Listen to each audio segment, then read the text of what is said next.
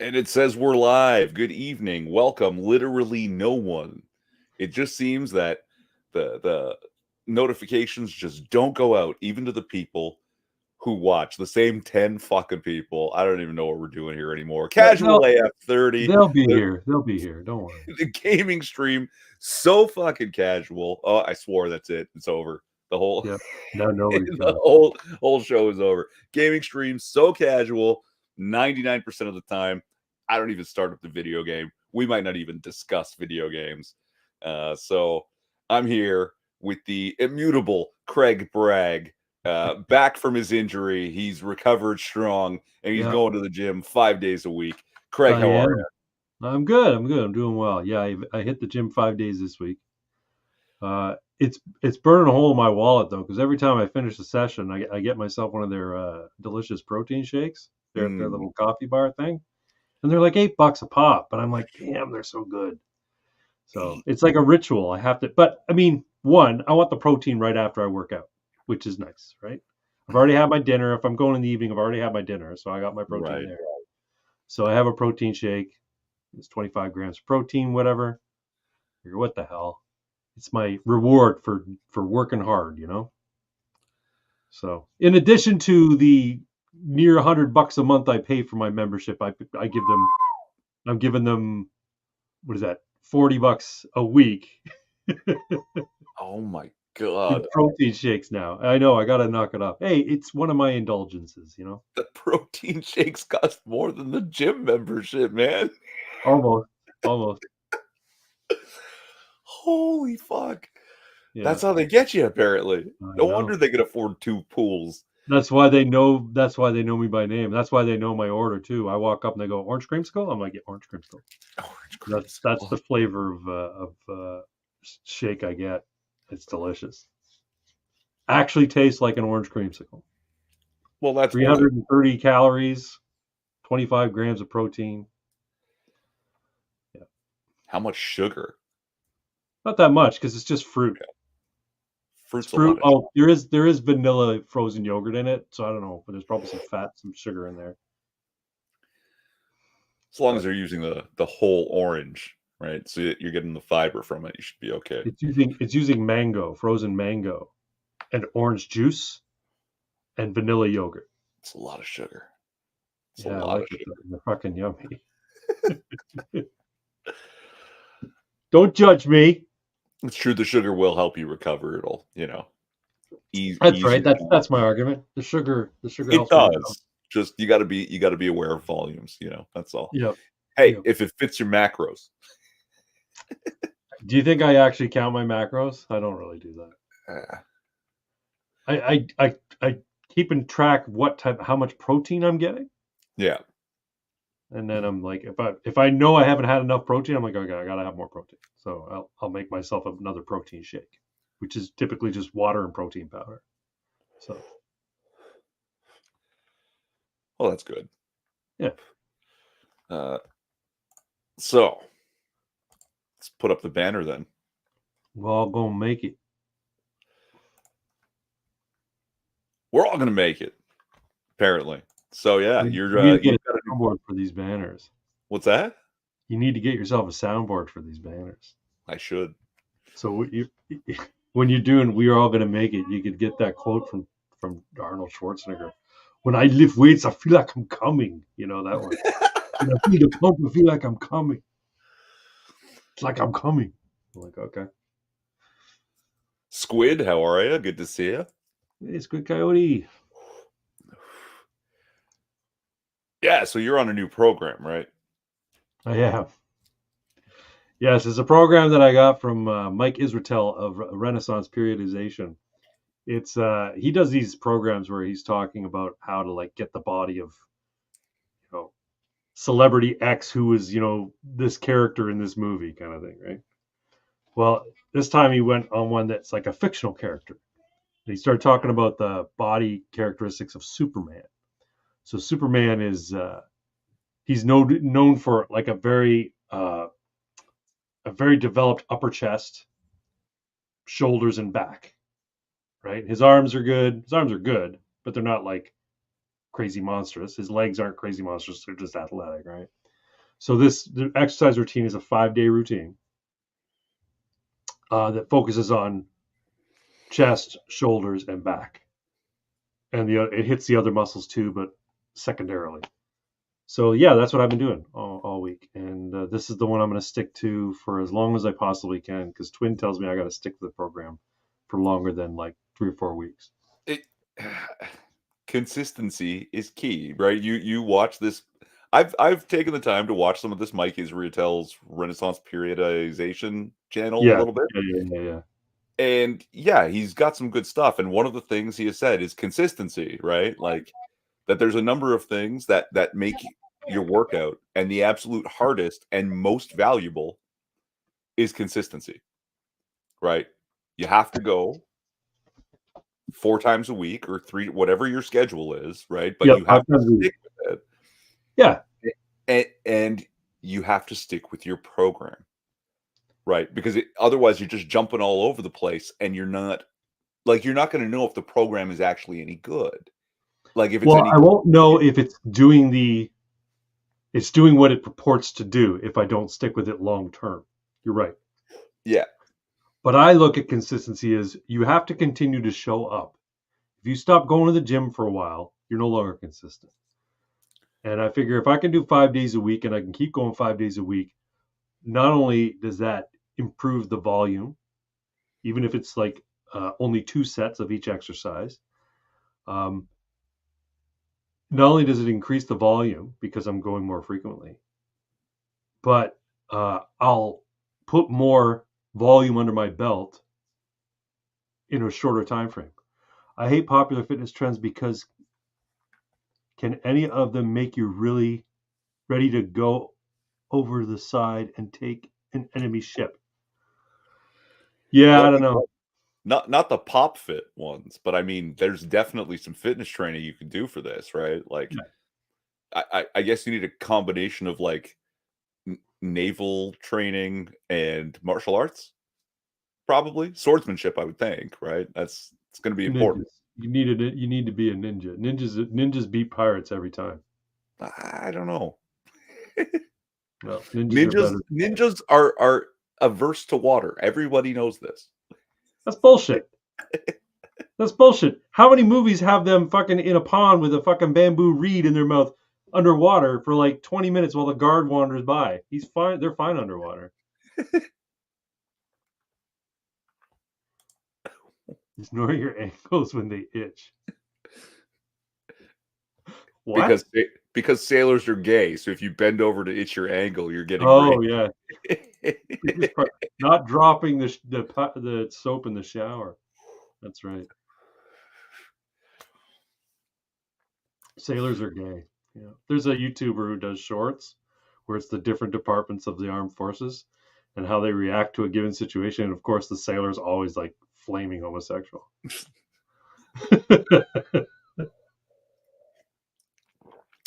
Yeah, fucking. What were those assholes called? The musical troupe there, the Oh, YMCA village guy. people? The The village people? village people did not do the Navy any favors. No, in the Navy. Yeah, that's true. Oh, That's right. I think they really upped the YMCA's attendance though.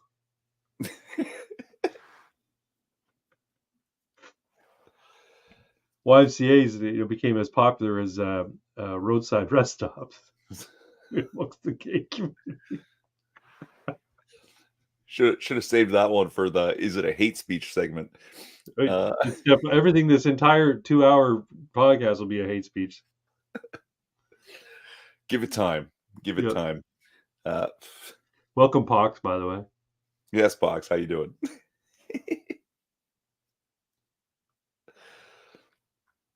Fun fact: the leather-clad biker was the straight one. Oh, really? See? I didn't know they were all gay. I just thought they were like sort of became this gay sort of like Icon group. icon group. I thought maybe one or two. I knew the Indian was gay because I saw they were on the Love Boat one time, and he was like the most flaming of them, the Indian guy. Oh, anyway, back to the gym. or gay church as they call it. Gay church, yeah. Have you ever wondered like if someone is on steroids, like Natty Card Yes, yes, I do in real? wonder that because there's some people I watch there, and I'm like, their bodies, like the guy's just too fucking well developed in his shoulders. Like I heard that this is probably all mythology, but I heard that if a person has really round shoulders, that's a good indication that they're probably on steroids. I don't And I I don't don't know know. how true that is, but the idea is that your shoulder muscles can't grow. They don't grow very quickly on their own through natural lifting. And so it takes a long time to grow your shoulder muscles. So if you see somebody who has big round shoulder muscles, they've been working out their shoulders a long, long time, or they're on roids. And some of these guys are young enough that I'm like, you haven't been working, you couldn't have been possibly working out that long because you're like a kid. So I don't know. Could be wrong. I don't know. It's all rumor, right? So Well, sometimes you can tell, sometimes you can't. Like if it's some influencer or someone on the internet, if they're doing their shirtless posing and you're like, "Man, how do you work out your nipples like that?" He's on steroids. It's 100% that he's on steroids. why do your nipples have muscles? Yeah, like clear indicator, okay? That can't be like Yeah, yeah, nipples don't look like that. But okay, so not this past week, but the week yeah, before, I saw a new face at the gym, right? yeah. And I only noticed his face because of the way he was glaring at me. And then I realized he's not glaring at me, he's glaring at everybody. Okay. And he is fucking like jamming hard, like high intensity, big weight, fucking, and in between sets, he can't sit still. He's pacing back and forth and I glaring at pace all the anyone. time. I What's pace that? all the time. I No, no, pace no, all no, the no. He's pacing like he wants to hurt something. Like Oh, it's a very aggressive kind of movement, right? It's not I just like, pace okay, I just pace to get my steps because I don't want to just sit there for 2.5 minutes, right? So I saw him then this past week. He is noticeably larger than he was the first time I saw him in 7 days. He okay, is bigger. so he's Yes, juicing. He's he juicing. is pinning fucking Tren, and I wouldn't be surprised to discover he's supplementing, stacking that with Winstrol. Winstrol is what you use when you want to cheat at horse racing because that kind of volume, like, oh man, Yeah, I yeah. I just hope he doesn't die.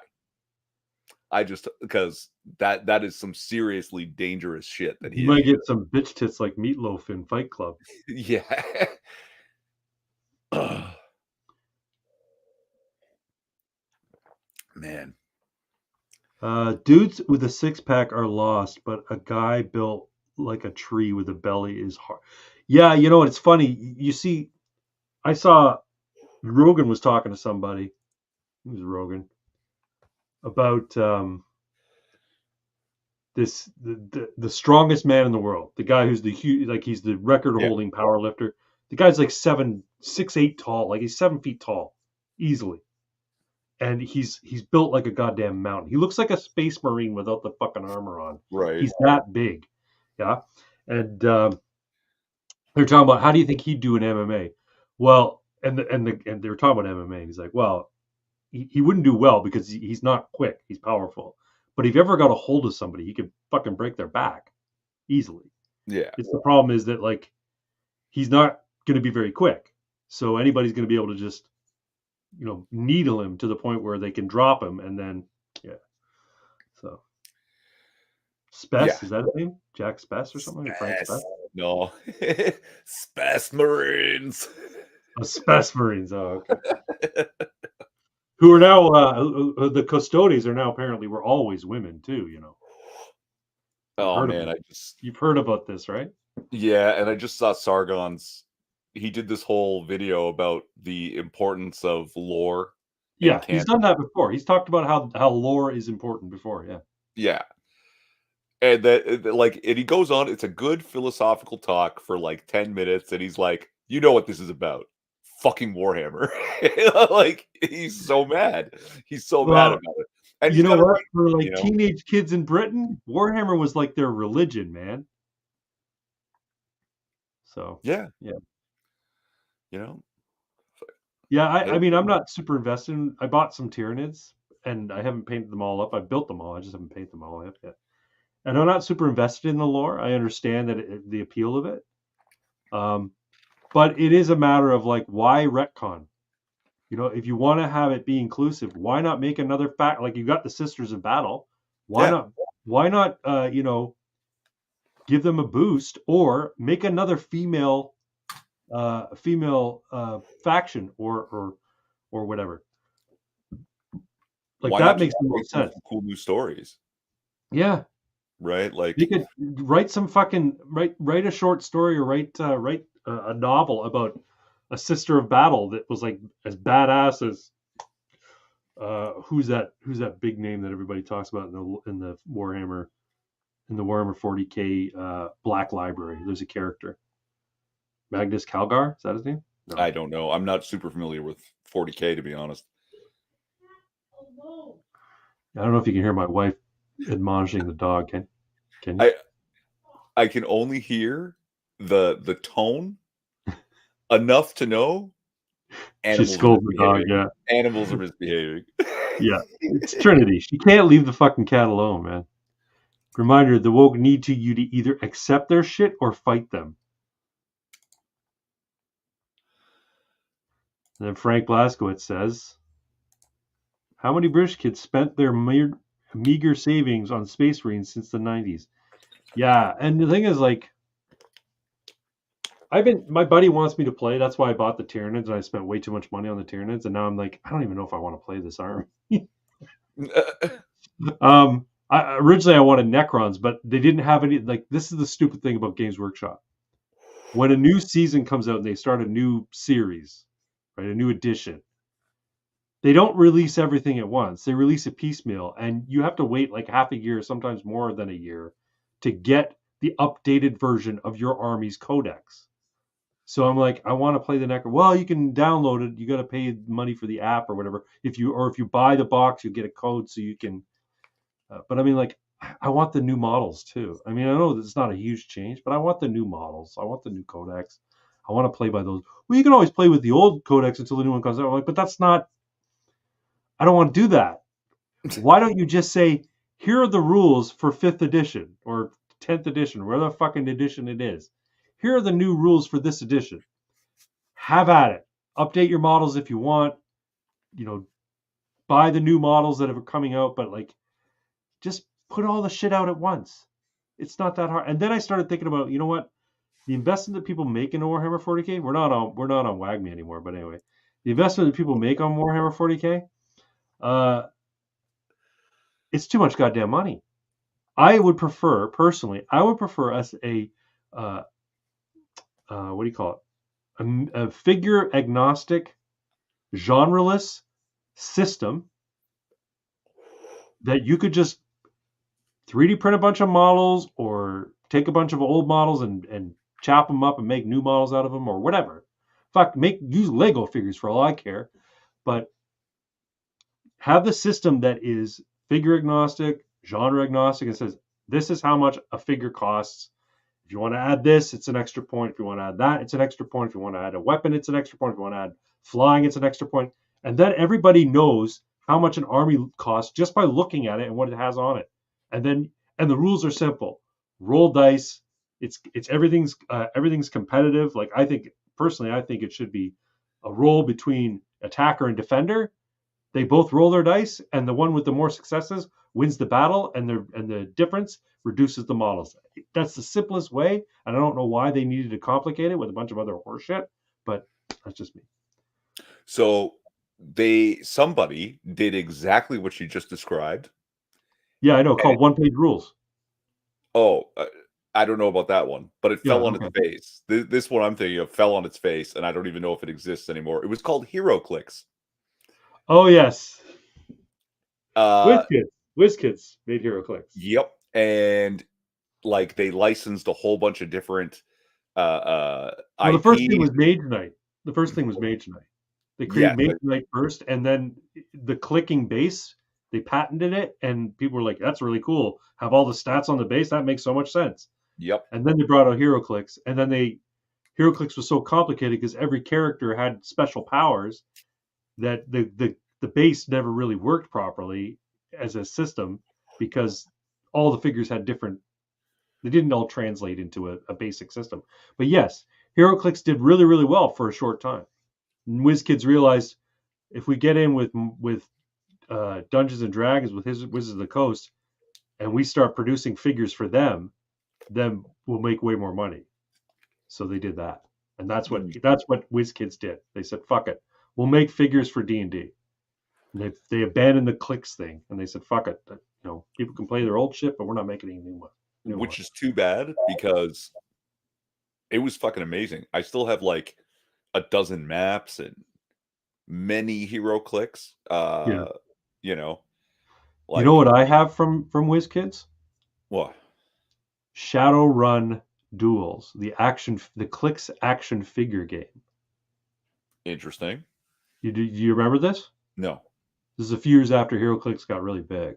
It's basically there's 6-inch action figures set in the world of Shadowrun, fully posable with a bunch of extra accessories and shit. And their accessories have different point values, and they give you different dice to use when you're combat rolling. And then they stand on a base with 3 little clicks, which is speed, power, and toughness or something, mind, body, and speed or something like that. Anyway, and so the idea is you have these little clicking dials that you use to track your health. And when 2 of them go down to 0, you're dead. But every character has the same number of points based on the kind of weapons they're carrying, right? And then you fight. You have these little tabletop duels. I loved it because the figures were really well done. Great. I should see if I can find them and bring them out or show it to you. But they had really great like sculpts, and it was all set in the world of Shadowrun. So you got fucking ogre mages, like troll mages, and elf mages, and like orc bouncers and stuff like that. It was really cool. But so it was just big HeroClix. It was big HeroClix, but posable figures, and yeah, it was really cool. I don't know if I asked, but I will now. What can change the nature of a man? So side point, science is making me more religious. Yes, Delta Male. We were just talking about how the custodes now have broads in them, not women, broads. Well, they have to be broad if they're going to be fucking custodes. They're going to be custodes, yeah. They got to be fucking enormous. They got to fit that armor.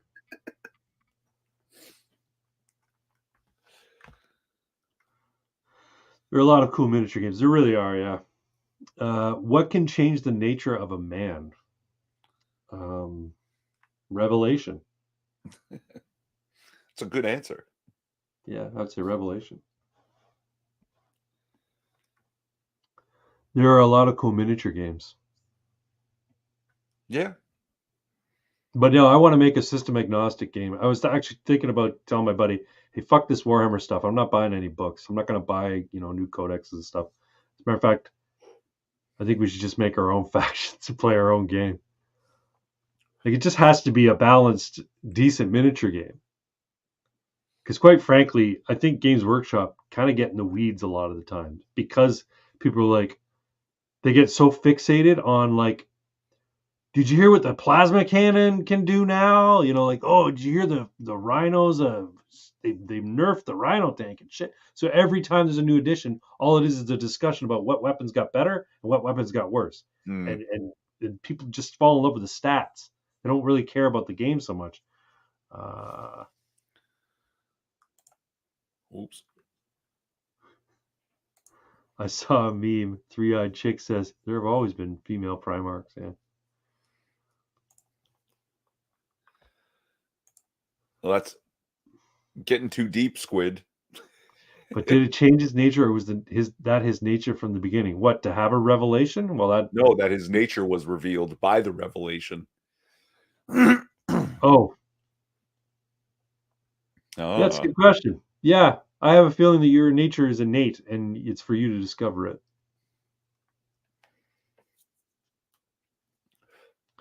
But what the hell do I know? I'm not a philosopher, and I'm a little bit high. Not gonna lie. But what you're also describing with this thing with the rules is why I actually really like the Palladium system. As complex as it is, it doesn't really change, right? No. They have their rule base, and then they just put out a new book with new stuff, Yeah, right? everything And plugs all the into it. stuff follows the rules. Yeah, everything plugs into it. Like I'm glad I backed that TMNT and Other Strangeness relaunch. I don't know when it's coming out, but I'm glad I backed it. What can change the nature of a man? Good pussy and a bad woman.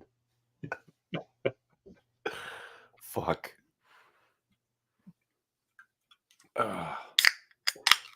I'll quote the immortal Eddie Murphy. The bitch is green. There's something wrong with the pussy.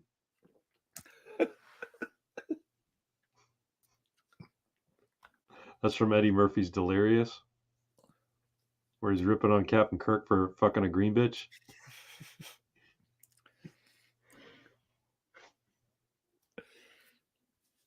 You know the rules, and so do I. Yeah, I say that. I've said that before. That morality is objective, not subjective, and that everybody has a moral intuition. It just some people find that moral intuition clouded or corrupted by things like ideology, psychosis, personal like fear, their own ego. But deep down inside, everybody knows right from wrong. They other shit gets in the way of them acting based on their morals. Yes, many things can turn people from Jesus. Charlie Murphy. Who's Charlie Murphy? Eddie Murphy's brother, who I told don't the know. stories on Dave Chappelle show. I have not Rick seen James, that. bitch. That's You've never seen like Charlie Murphy's stories about Rick James and Prince, and Dave Chappelle doing he's being I'm Rick Rick James. James, bitch. Yeah, and he's That. reenacting Yeah, Charlie but I had Murphy. no idea Charlie Murphy did a tell all thing about his brother Eddie and shit. No, he just told a couple of stories about things that happened, Oh, right? okay. Because he was like inside but off the side, so he's got some weird stories that nobody knew except Charlie Murphy, right? Like you've got to see the Prince one if you haven't seen it, because Charlie Murphy's telling the story how Prince invites Charlie Murphy and some of his buddies back to Prince's enormous fucking mansion, Yeah. right? And then he's got his friends and they're all dressed up in their entourage stuff, like, you know, the way Prince and his entourage, exactly like you would imagine them. And Yeah. he says, I have a basketball court in my house. Would you, Charlie Murphy, and your friends want to play basketball? He says, yeah, sure. Right. So Charlie Murphy and his buddies go get changed into like gym shorts, tank tops, sneakers, and they come out onto the court, and Prince and all his buddies are still in their fucking frilly shirts and their heeled shoes, and they're laughing at them. And then suddenly it turns out Prince and his boys can fucking ball and just Yeah, actually, smoke I Charlie have Murphy seen and his that. friends. I've seen that bit. I've seen that fucking bit. Yeah. Like, yeah, Yeah. those are just Charlie Murphy's Hollywood And stories. Yeah. Prince is just coming down the court, like with like death stare in his eyes, dribbling Yep. the ball in his fucking frilly costume. Yeah. Yep. I've seen that one. Yeah, that's some funny shit. I had no Yeah. idea that, but see, like I knew of that. I didn't know it had anything to do with Eddie Murphy's brother, Charlie Murphy. Yeah. It's Charlie Murphy's True Hollywood Stories, I think is the bit called, Wow, and he that's does a hilarious. couple of them. See, because Yeah. I never even knew Eddie Murphy had a brother, Charlie Murphy. I mean, I should have known that because one of his bits was how him and his brother were playing in the bathtub, and his little brother took a shit, Yeah. and then big brown shark, and then he started playing That's with the right. That's shark. right. I remember that one. Yeah. Rest in peace, Prince. He was a hell of an artist, and I fucking love his music. I was okay with it. There's actually I used to listen on repeat. I used to back in the day. I had what they called a Walkman. Mm-hmm. You know what a Walkman is, right? Oh yeah, Sony. So I had a Walkman, and you never use rewind on the Walkman or fast forward because it would eat the battery. So you listen to the whole side, and then you flipped it and you listened to the other side. Right. And I must have listened to Prince's soundtrack to Batman, the Batman movie from 1989. Like all summer, I probably listened to it like 25 fucking times. I loved that fucking album, and it was probably his least favorite album because he was forced to make it by Mm, Warner Brothers. He signed a contract with Warner Brothers, and they forced him to make that fucking album. Yeah, yeah, yeah. the things they Lemon do to Crush. artists. That's a great song. Which one? Lemon Crush. Mm. That was one of the songs from the album. I couldn't pick it out. I couldn't hum it. Like, yeah, I'm not. Yeah, I'm not gonna dishonor Prince by trying to sing like Prince. So Anyway, what were we talking about? The I don't. nature of man. Yeah, we're just answering questions from the chat, getting Yeah, sidetracked. yeah. Uh, What else you got so, tonight? well, shit. Do you have a second property? No, I don't. Sadly, I did not buy one before craziness happened. Well, no, it's too late because I mean, if you did own it, you'd have to probably get rid of it because they're going to Yeah, charge you capital gains on it now. yeah. Even if it's still in my family, I'm still making use of it. Yeah. Yeah. Unless wait though, it all balances out because all you have to do now is say you're Muslim and your mortgage gets interest free. Halal mortgages. So, You heard about did this that shit? actually happen? Or I heard they were talking about it, but They're has that talking actually about it. happened? No, they're talking about it. They're trying to work it out so that Muslims don't have to pay interest. Because interest is haram. But see, that's actually That's it. backwards. It's haram for a Muslim to collect interest. They Oh, can is that fucking it? pay it. Yeah. Yeah. I think they did it. I think they don't like it just because the Jews like it. What, the Jews, they charge interest? Well, we'll never do something like that. Yeah. I mean, Anyway, Charlie Murphy. Just fixed it on the motherfucker. yeah, just the gall of this fucking government, right? Like, I think I have a problem, Twin. hit me. Every time I see Justin Trudeau's face, I want to punch him.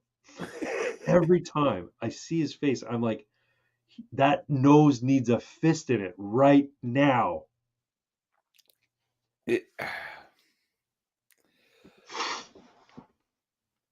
this man will never resign. There's going to be, when the election does come around, there's going to be cheating. It's going to be Yeah, plainly obvious, and he's going to win. And no one's going to do anything about it. yeah, I could see that happening. I could see that happening. The only thing that will happen to unseat him is if people actually physically rise up and remove him from office. And they're not going to do that. It's Canada. Well, I don't want to see that happen, but I wouldn't think so. Canadians being so meek. I think everybody has the capacity in them to revolt. And I think it comes down to how good a job the powers that be have done in crushing you and making you feel like there's no point or it's not that big a deal or whatever. As long as I've got Netflix and hockey, I don't give a fuck. Well, I mean, Netflix and hockey. Fuck. What's the saying that every civilization is only 3 meals away from revolution? Yeah. Right? Like, and how many people are you hearing complaining about how hard it is to buy food? Well, don't worry. They're going to cover that too. They're going to start handing out rations to people. You can go to the supermarket and cash in your ticket for a 20 pack of cricket burgers, and then they're free. Everybody can get their cricket burgers for free on the government dime. You're welcome. The government dime. That's the taxpayer dime. That's right.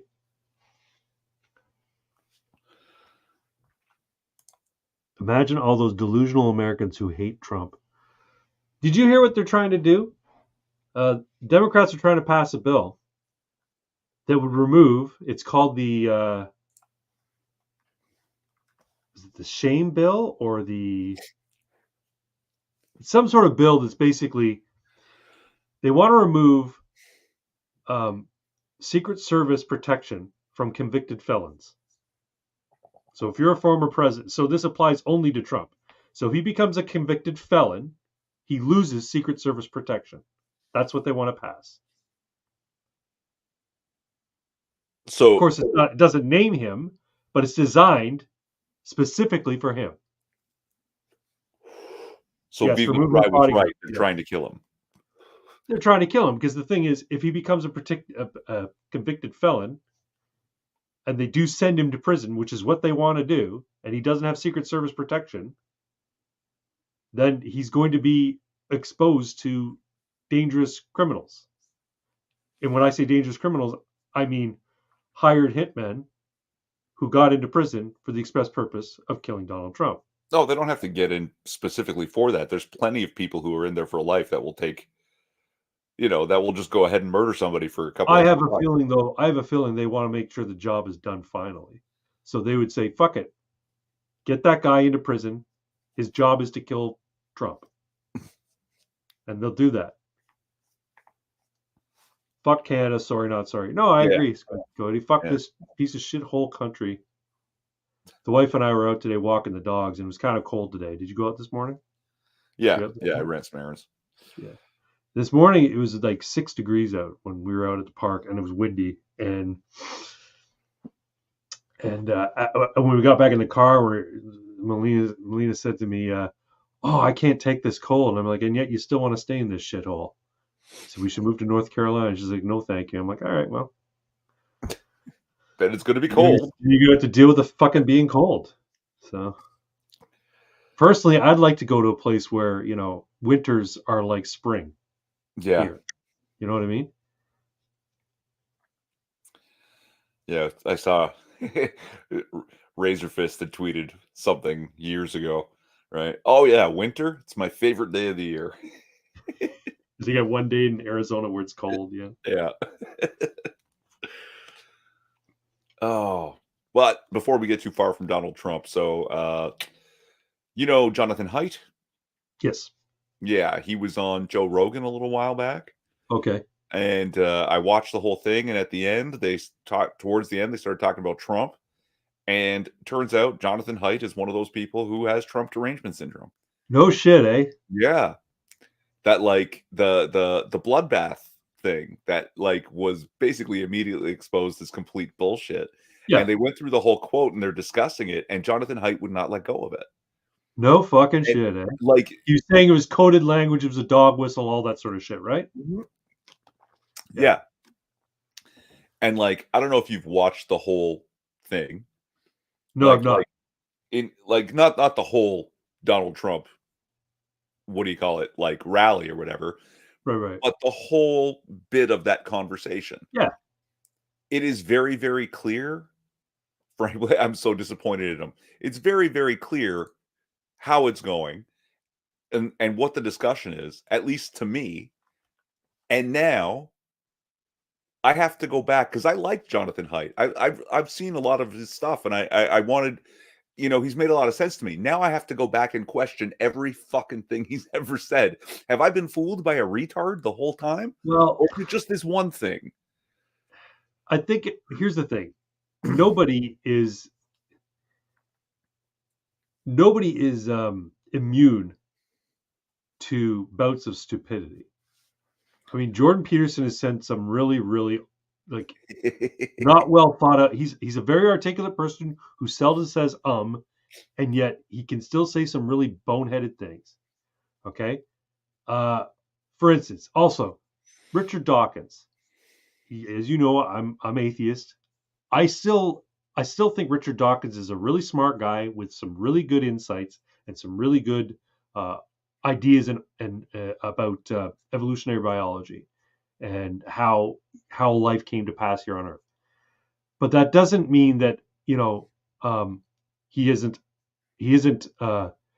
disingenuous or acting in bad faith or using straw man arguments when engaging with religious people or people who are apologetic towards the idea of belief. Like in his discussions with Peterson, he's basically trying to mock what Peterson is saying and strawman his points. He's not listening actively to try and understand where Peterson's from. He's gone through this entire I'm all constantly in a debate. He's in this mindset where he's never having a discussion. He's only ever having a debate. So, so yeah, and I look at that, and back in the day, I was like, yeah, Dawkins, he's the king. He's him and Christopher Hitchens bitch slap everybody when it comes to arguing about God, right? I'm like, now I'm a little bit more. Peterson's really made me start to think about how things that are more real than real, and how materialism is not all it's cracked up to be. The lore is important, Craig. The lore is important, absolutely. Yeah. The idea of a mythological substrate that undergirds everything that we've ever accomplished here it resonates. So when I hear Dawkins dismissing some of his ideas out of hand, I'm like, dude, what are you doing? I think you're a smart guy, but fuck, you're not listening. I'm getting this, and you're a genius. Why are you not getting it? Anyway. Haiti Project was getting both sides to understand each other as moral actors, and now he knows which side is punished and which side is rewarded. I think he's talking about Jonathan Haidt. Oh, Haidt. Yeah.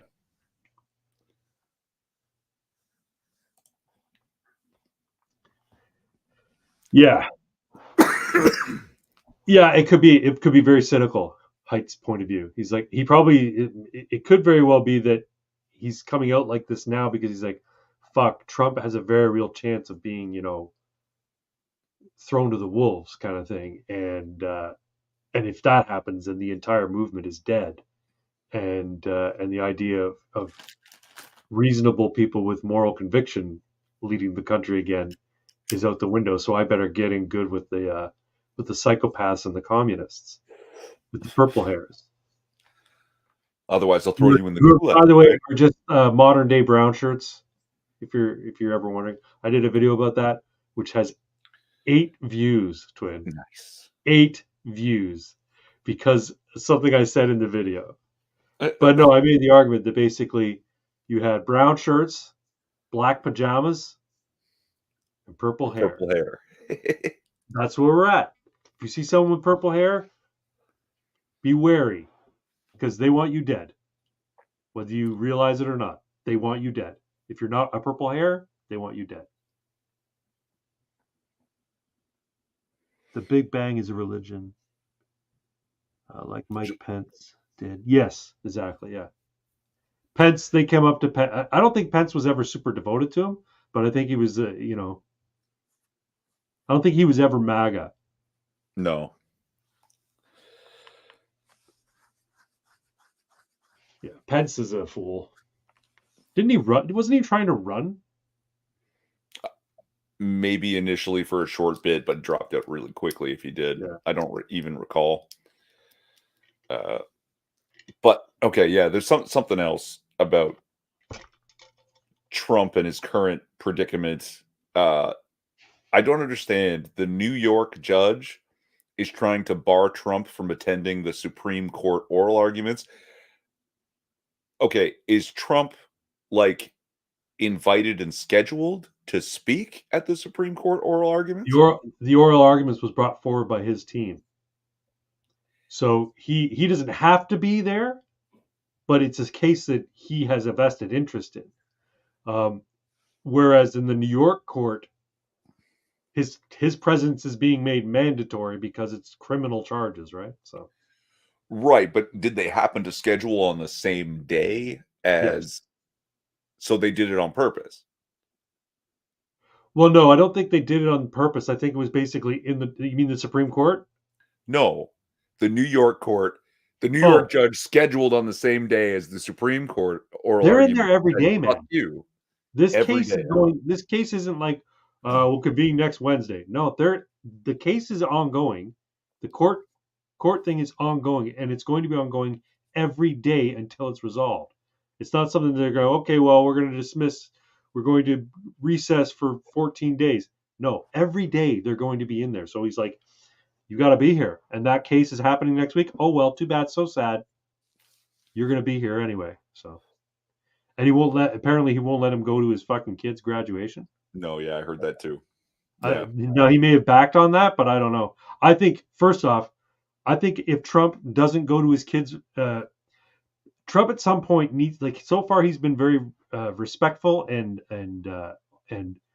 agreeing to this nonsense, but at some point he has to say enough of this bullshit, and he has to say fuck you, I'm going. And as a matter of fact, Tim Pool made a good point, and I'm inclined to agree with him. If he doesn't go to the Supreme Court, if he doesn't thumb his nose at this, then he can't win. He'll lose. I don't know that that's true. No, I mean he'll lose. He'll lose the election, kind of thing. Yeah, I don't understand why people would think that. Like, I think it's one of the. I think what they're looking for with Trump, like here's my point of view on it. Trump has his diehard followers, but they're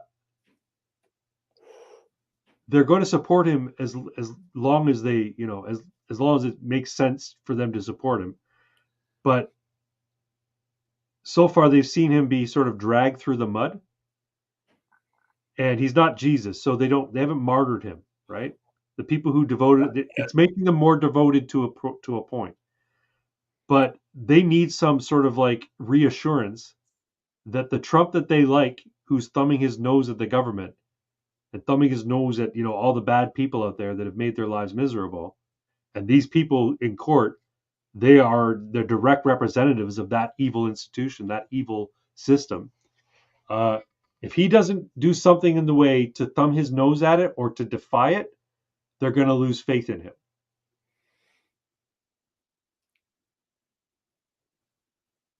see, Could be wrong. I've heard that, but I just don't see it. Well, maybe. I don't know. I'm not an American. No, and I mean, forget an American. I'm a person who's basically on the side of Donald Trump in this right now.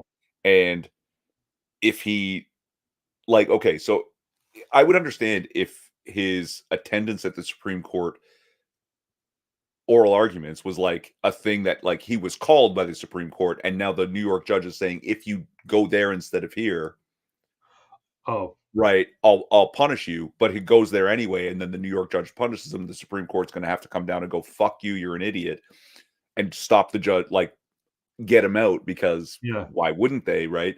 But if his attendance is not mandatory, then why the fuck would he go to jail for just no reason? Just I see your point there, but and that's another thing. Like it comes a matter of like a battle of wills, and he has to weigh the consequences of it. I think it would be smart for him to go to his kids' graduation, and maybe like if he's going to go to one, defy the court and go to one. I do your kid's graduation, pal. I think it will bear a lot. One, it's probably the more important thing, and two, it will bear a lot more in terms of sympathy if you're put in jail for that. But I could be wrong. I think you're right, because a lot of people are very upset with what's going on with children and schools and, the mass transing of so many children and shit, right? That if he does something, just a kindness for his son. Yeah. Right. That's way more touching than I went to one court instead of another and now I'm being punished. Right. Yeah. But here's the thing. For the politicos. Sorry, go ahead. Sorry, I didn't mean I was just going to say, I'm kind of convinced that they're convinced, the New York judge and the prosecutor, they're not going to win. Even in his own courtroom, he's not going to be able to justify like to the jury finding Trump guilty of anything, right? And so they're punishing him now. They're trying to punish him as much as possible right now, because it's not going to work. Yeah. Like long term. Squid Coyote's out for the night. Good night, Squid. Thanks for popping in. Squid. Good to see you. Yeah, no, here's the thing. If he is convicted of this charge, it will be one on appeal because the charge is a bullshit charge. It's not even, there's arguments to be made that it shouldn't even be legal for him to charge it, for him to even entertain it, because Alvin Bragg took a misdemeanor Yeah. and said, well, it's a misdemeanor, it's a felony because it's fraud or whatever it was, or In support of money, another crime that yeah, didn't happen. or another crime, and that other crime was stealing the election, or that other crime was campaign finance, our campaign finance rules, which they didn't prosecute, has passed the statute of limitations, even if they were going to prosecute, and said that there was no crime committed. So Yeah. they looked into it, meaning the courts already looked into whether or not it was a felony, and they said no, it's not a felony. Right. What he did, even if what you purport he did, it's not a felony. Right. Yeah. So yeah. Yeah. It's all a bunch of horseshit, and everybody who sees it is horseshit. Everybody who's watching it, uncritically or critically, they know it's horseshit. The people who are in the cult, who need their 2 minutes of anger or 2 minutes of rage every day with Donald Trump's face, they're like, no, it's a felony. Well, that's the way the prosecutor decided to do it. So no one is above the law. Or they'll say all this sort of shit. No one is above the law. Yeah. Yeah. Fucking godlessness. Right. We're hardwired. Interesting. I hope that's not the case. He's the best chance to get through the storm without needing Minecraft. Yeah. And Pox, I'm just disappointed he's actively recognizing the authority of the state of New York. These MFers can't even keep their basketball Americans in check anymore. Well, that's another thing, right? New York is actually literally fucking in the wake of a crime wave. Yeah. In the midst of a crime wave. And they're considering this. But Alvin Bragg was basically funded by George Soros. You know that? Yeah. 100%. Which, you know what, should be kind of flattering to Donald Trump. Because if George Soros has taken an interest in whether or not you can become president, then you know you were doing something right. Starship Troopers meme. It's afraid. That's right. It's afraid. Fuck yeah. America. Fuck yeah.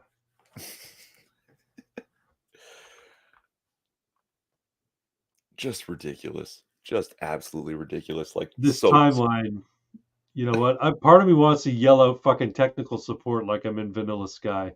Yeah. Tech support. Technical support. Oh, fuck. Things are unreal. I really like that movie. Vanilla Sky's a great movie. It kind of flew under I think a lot of people didn't know what it was about. No. So it never really got a lot of people Vanilla Sky, what the fuck's Vanilla Sky? And I don't think they marketed it very well. And Tom Cruise wasn't enough to get people in the asses in the chair. But people who actually did watch it really appreciated it. I did anyway.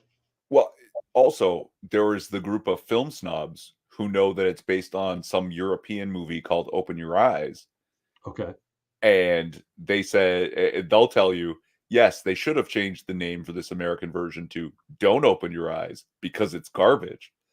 I've never seen the original Open Your Eyes, but I like it. Yeah. I'm told it's way better. Yeah. Somehow the way they Americanized it and explained everything too hard sort of ruins the whole experience of it. But what do I know? I'm not I guess it depends on what it's supposed to be, though, right? Is it supposed to be a mystery? I don't know. It's supposed to be science fiction? I don't know. Oh, but speaking of science fiction, yeah, did you watch Fallout? No, I hear it's good though. My God, Is it This good?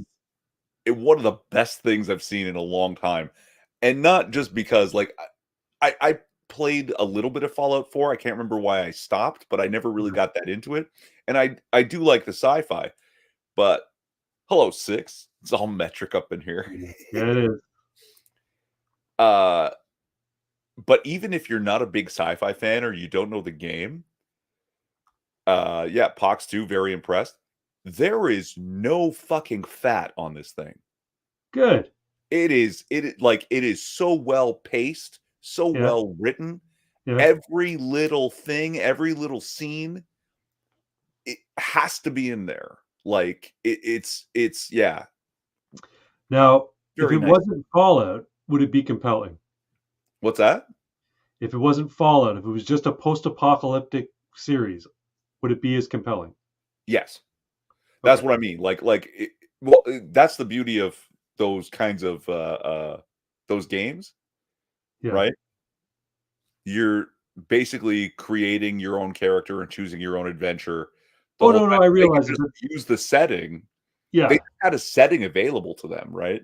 yeah. And if But the what I'm setting saying is, like the Fallout, like a lot of times these movies that are adaptations or series that are, is it a movie or is it a series? series, 8 Yeah. episodes, yeah, and A lot another of times season these probably. fictionalized adaptations of video games, they focus on putting in fan service, meaning like fans will love this, and that's why it'll be popular. Fans will love, the Pit Boy, that's why it'll be popular.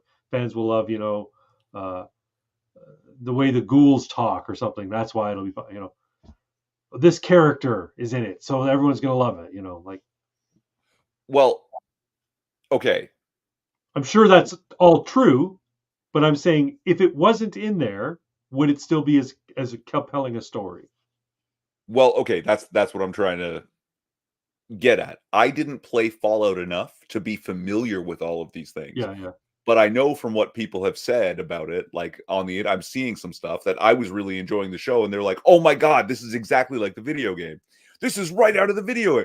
So yeah, they're getting their fan service, but it's also what's the word I'm looking for? Available enough to a new viewer. right. So you know nothing about it, you're going to learn, and you're going to learn real quick because there's no fat. So they Got it. give you what you need and move forward. It's yeah, it's really Cool. good. It's really I'll good. have to check it out. I like you. I played a little bit of Fallout 4 when it came out Mhm. back in the day. I liked it for the most part, but I didn't stick with it because I'm not a completionist by any means. I never complete games like big long story games like that. Never complete them. You're an Uh, alcoholic. I'm an alcoholic. I make a new character and I try something different and I go to some other place. Yeah, that's me. Yeah. Um, it does lend to the beginning storyline getting a little bit boring though. Mm. Yeah, Yeah, it's true. but Yeah, fuck, I hope my sci-fi hits as well. Yeah, I'm sure it will, man. I still have to read Six's book. I'm sure it's Hawk, there in my Hawk dis says it's very the woke shit is very minimal. yeah. I haven't heard anything about woke shit. I've just heard it's good. So Yeah, like, there's, like, almost hints of it, like, there's this one character in the beginning that's not in it a lot, and it's very clearly a girl with short hair and a mustache and no tits, and then someone refers to that person as "they," but that's it, right? Like, it's not, like, shoved in your face, it's just sort of that character, and you don't actually care that much, like, well, it but see that's the insidious part. They make it very innocuous so that you don't actually care as much, and then you just start to accept it. I'd rather not be in there at all because if you think about the lore of Fallout, right? It's a world that's more like the 1950s, yeah. correct? Yeah, that's where it And at started. no point in the 1950s was this purple hair mustache girl nonsense happening anywhere. Sure, but she's not purple-haired. So what's that? It's not purple-haired. And 219 years after the futuristic 1950s, there's mutants. There's plenty of If it's a mutants. mutant, okay. If it's a mutant, sure. Eh, they don't expressly say it's not a mutant. Okay, then that might even be more insidious because if they don't say it's a mutant, uh, then it's almost like they're trying to downplay the fact that they're using the they pronoun. What they should do is be explicit and say those mutants and refer to all mutants as they. And then it's the thumb at the nose of the woke of the troons, you know? They're saying that trannies are mutants. You are fucking mutants. Mutants by choice. Mutants by choice. Actually, you know what? You're not interesting enough to be mutants. You're just boring. You're not even trans. You're just boring. That's my new fucking thing. And If I had a honestly, kid, hey, if you I know had a what kid though? and they came out and said, "Dad, I'm trans," I'd say, "You're not trans. You're boring. See, Go but find a fucking hobby." the best part is that character really is boring. Like There you go. like sh- it she he they is a do nothing character that's basically a vehicle to aid some other character moving on with their actual adventure. Then So that, okay, but you know what? Then they didn't even need the character. They probably could have gotten away with not even having the character. If they're transcendental, like if they're just or transient, I should say, then anything could have filled that role. Why did it have to be a fucking mustache, three big titty mutant or little titty mutant? little titty mutant. No, I mean, see, that's what I mean though. That's The what they're main being comparable on. the main Fucking little character, titty mutant. they didn't shove the main character in your face, right? And make this whole thing about trans or non-binary, whatever, Right. which is the only bad thing about the show Sense8. Okay. Right, from years and years ago, I watched Sense8. I fucking loved it. The Oh, yeah, I only remember fat Sensei. on it, Yeah. the only fat on it was this trans lesbian weird stupid bullshit. And it was like, why is this in here? Little titty mutant.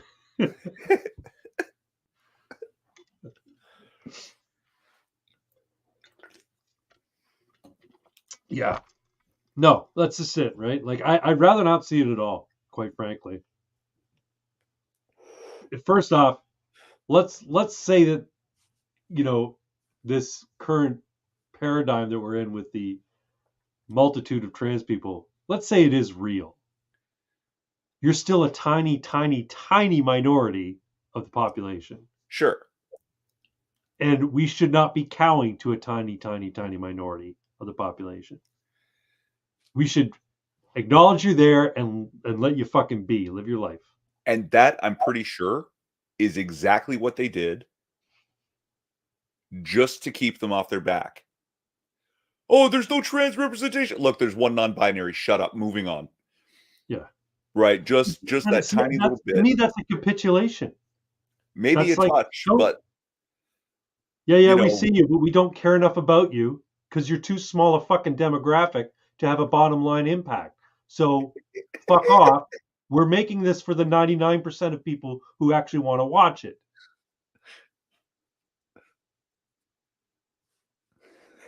It has a razor blade incident. yeah, so like, yeah, you have to watch it and you'll realize like you won't be upset about it. Okay, I will watch it because I I'm hear it's sure. good. I hear it's good. Hey, Costin, Costin, welcome. finally. Yeah, you're normally first guy in the chat.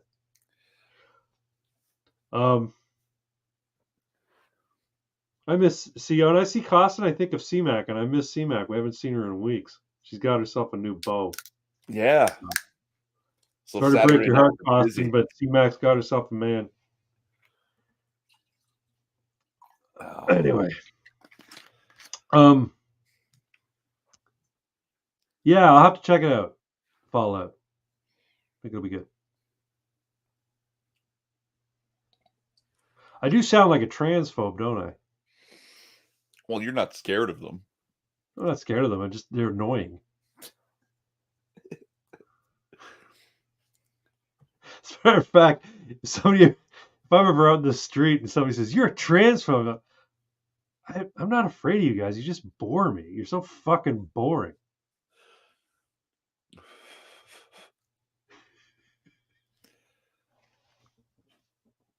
Yeah. Godlessness. Utter godlessness, absolutely. I'm gonna move this pillow over there. So you guys can't see my family pictures. I don't want you to see the ankles of my family. Oh. But yeah, What no, else good you show. got? Ooh, Hmm? wow. What? That one sip of whiskey is just warming me from the inside, man. Oh, Holy that's nice. shit. It got down in the cockles of your heart, warmed your Yep, cockles. absolutely. Fuck, my voice got deeper. Holy shit. That whiskey made my balls drop. Yeah, serious. Oh, good stuff. So that's why they let the 8-year-olds into bars back in the old day. Here, Yeah. have a bolt of this, kid. And their fucking balls drop. All right, now you're not going back to school. You're going back to the back 40, and you're gonna go harvest wheat. Now that your balls dropped, you're a man. You got to go back to work. Damn straight. What's that? It's the Chinese proverb about drunken kung fu. A I boat don't can know. float in water, but it What's can that? sink. A boat can float in water, but it can sink in it too. It's true. Yeah. It's true. That's why I like inflatables.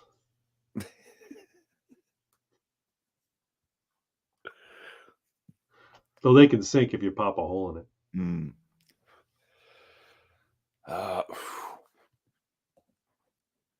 so what's next? I don't know. It's your channel, man. It's your stream. Oh, we could talk about Canada since we're a Canadian podcast or live stream. I mean, we're supposed Did you to, did but you catch the budget? Did you go out and buy a bunch of gas the other night to save $5 for your tank of gas? no. Neither did I. The wife did, but I didn't. I'm like, fuck that. Long Save five term, bucks to long save term. $5. $5 of currency that is worth shit.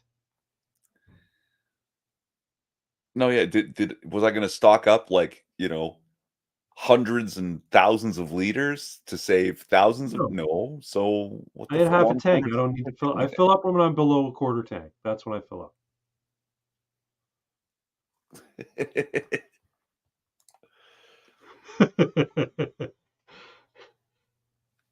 That's true. That's true. Although you don't learn to describe landfills as fucking cold unless you're in a cold landfill. Well, a lot of times there's weird exothermic reactions happening in the landfill, so it's quite hot. Uh, Whiskey's so strong, your 5 o'clock shadow's back. Fuck yeah. Yeah, it's funny when you see that happen in a cartoon, eh? You I ever don't watch know if like I've ever a seen cart? that in a cartoon. So when the 5 o'clock shadow just like comes back like that, Mhm. they did it in Flintstones and they also did it in fucking Simpsons. Homer shaves and he's all like bare skinned, and then like 30 seconds later, it's like, or 5 seconds later, it's like he's got the 5 o'clock shadow. Fucking Fred Flintstone did it too. He shaved, and you know how that part of his mouth around his nose is a different color than the rest of his head? Yeah. Well, he shaved, and it was all the same color, and then 5 seconds later, it like grew back. So the fucking Simpsons recycled like a 30-year-old joke. Some things are classic. What are It's you gonna true. do? It's true. Oh. No, yeah, but this fucking budget, like they basically came out and said, we've wasted a whole bunch of money and destroyed your economy. So We're now gonna we're gonna waste a whole bunch more. yeah, and we're gonna punish you further. This is your fault, Yep. right? What's that? You've dared to be successful enough to own a second property? Well, that's capital gains. So we're gonna have to tax you on that. Right? Oh, They try to don't sell tax it? you if you sell it, and even then, they shouldn't tax you because think taxation is theft. But no, like if you sell it, that's when you get the capital gains. But they're saying it's unrealized capital gains, right? Isn't that what they're talking about? Yeah, It, which is ridiculous because it's you worth, already pay tax. that's a cottage in the Muskokas. It's worth $1.5 million. I bought it like 30 years ago for 125,000. Well, you've made 975,000. So, And yep, now how no, are you because gonna I'm sell not it? planning on doing anything with it except for use it in the summer. And how are you gonna sell it in this economy? Yeah, exactly. Well, that's probably why they're doing it, because they realize that anybody who owns land right now, they're not going to willingly give it up. So here's the idea: you charge them a capital gains tax that they have to pay every year on their property taxes, and if you forget one year, oh well, I guess we own your property now. Yeah, they just That's repossess the whole. They're here to rob you, that's right? exactly what it's for.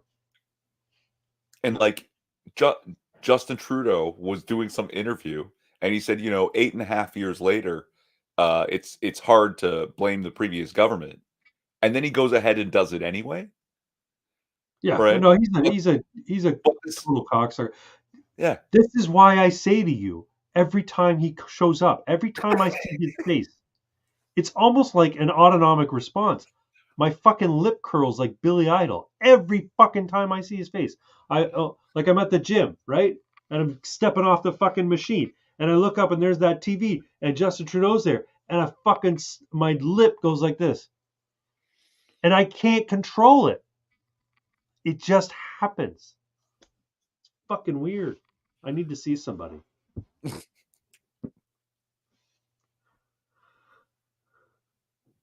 The Leafs lost game one. Womp womp who ba-dum. cares? Yep.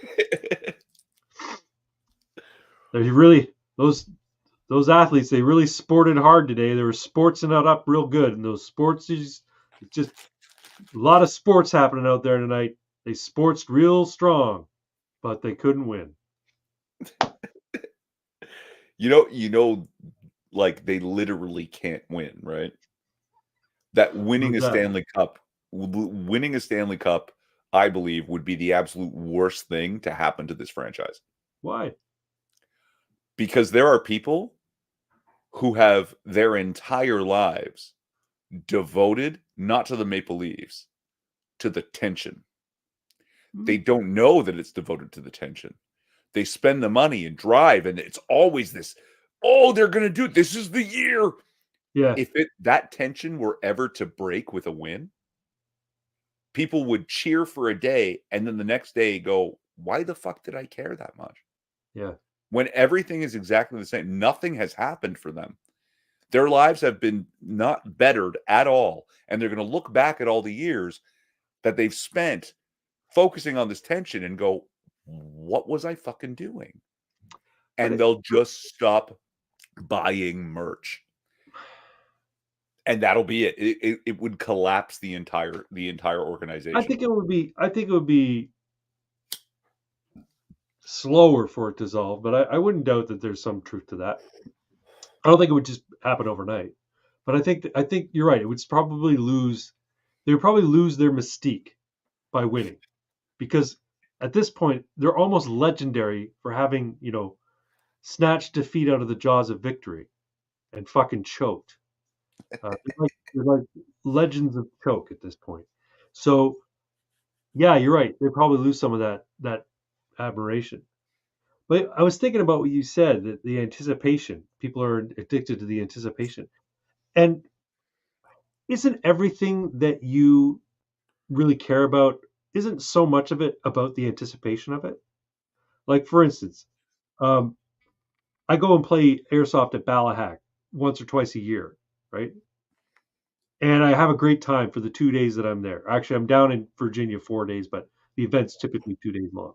I have a great time. It's a lot of fun. And at the end of it, I feel like, yeah, that was fun. I had a good time. Mhm. But the anticipation of going is where I spend so much of my energy. The Sure. anticipation is where I'm like, yeah, I gotta work on that costume, and I gotta make sure I get all my, stuff together for my gear, and like this is all that I'm doing for like so long.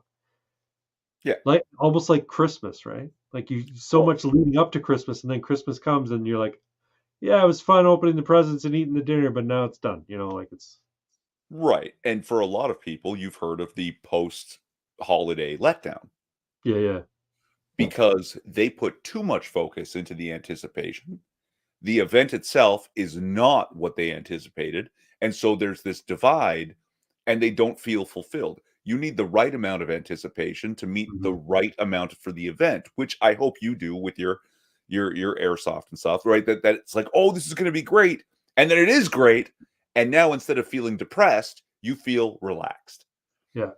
right?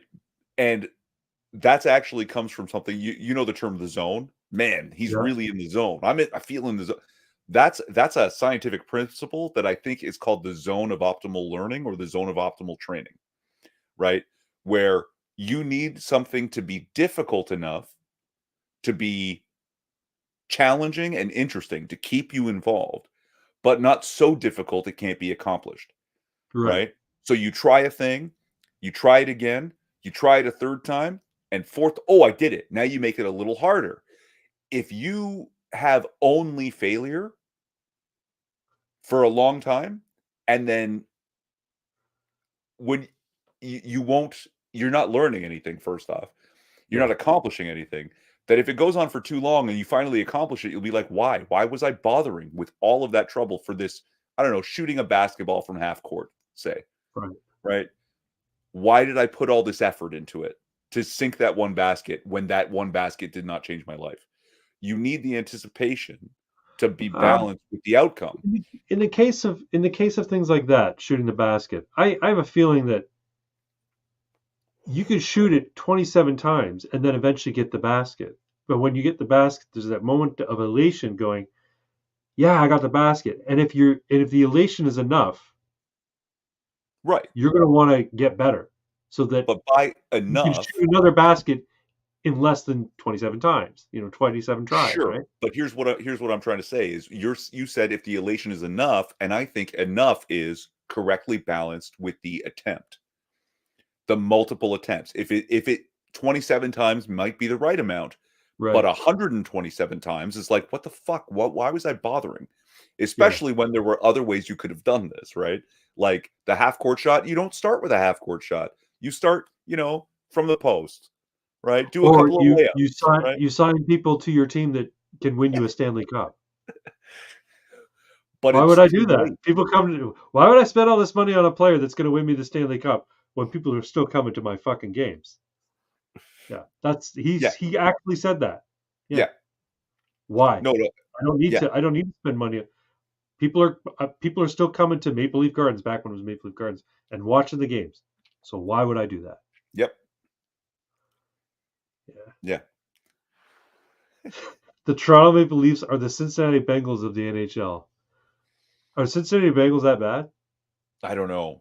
The worst part though, to be fill in the blank team for some other league, that Yes. team has to have been once great. I don't know if the Bengals were ever great. Yeah, I don't Of know. course, on the I other remember hand, being a big fan of Miami Dolphins when I was a kid. they had like two great running seasons, and Yeah, that kept fandom for the next 40 years, right? I was not a fan of the Miami Dolphins because of the team or how they played. I didn't even care about football.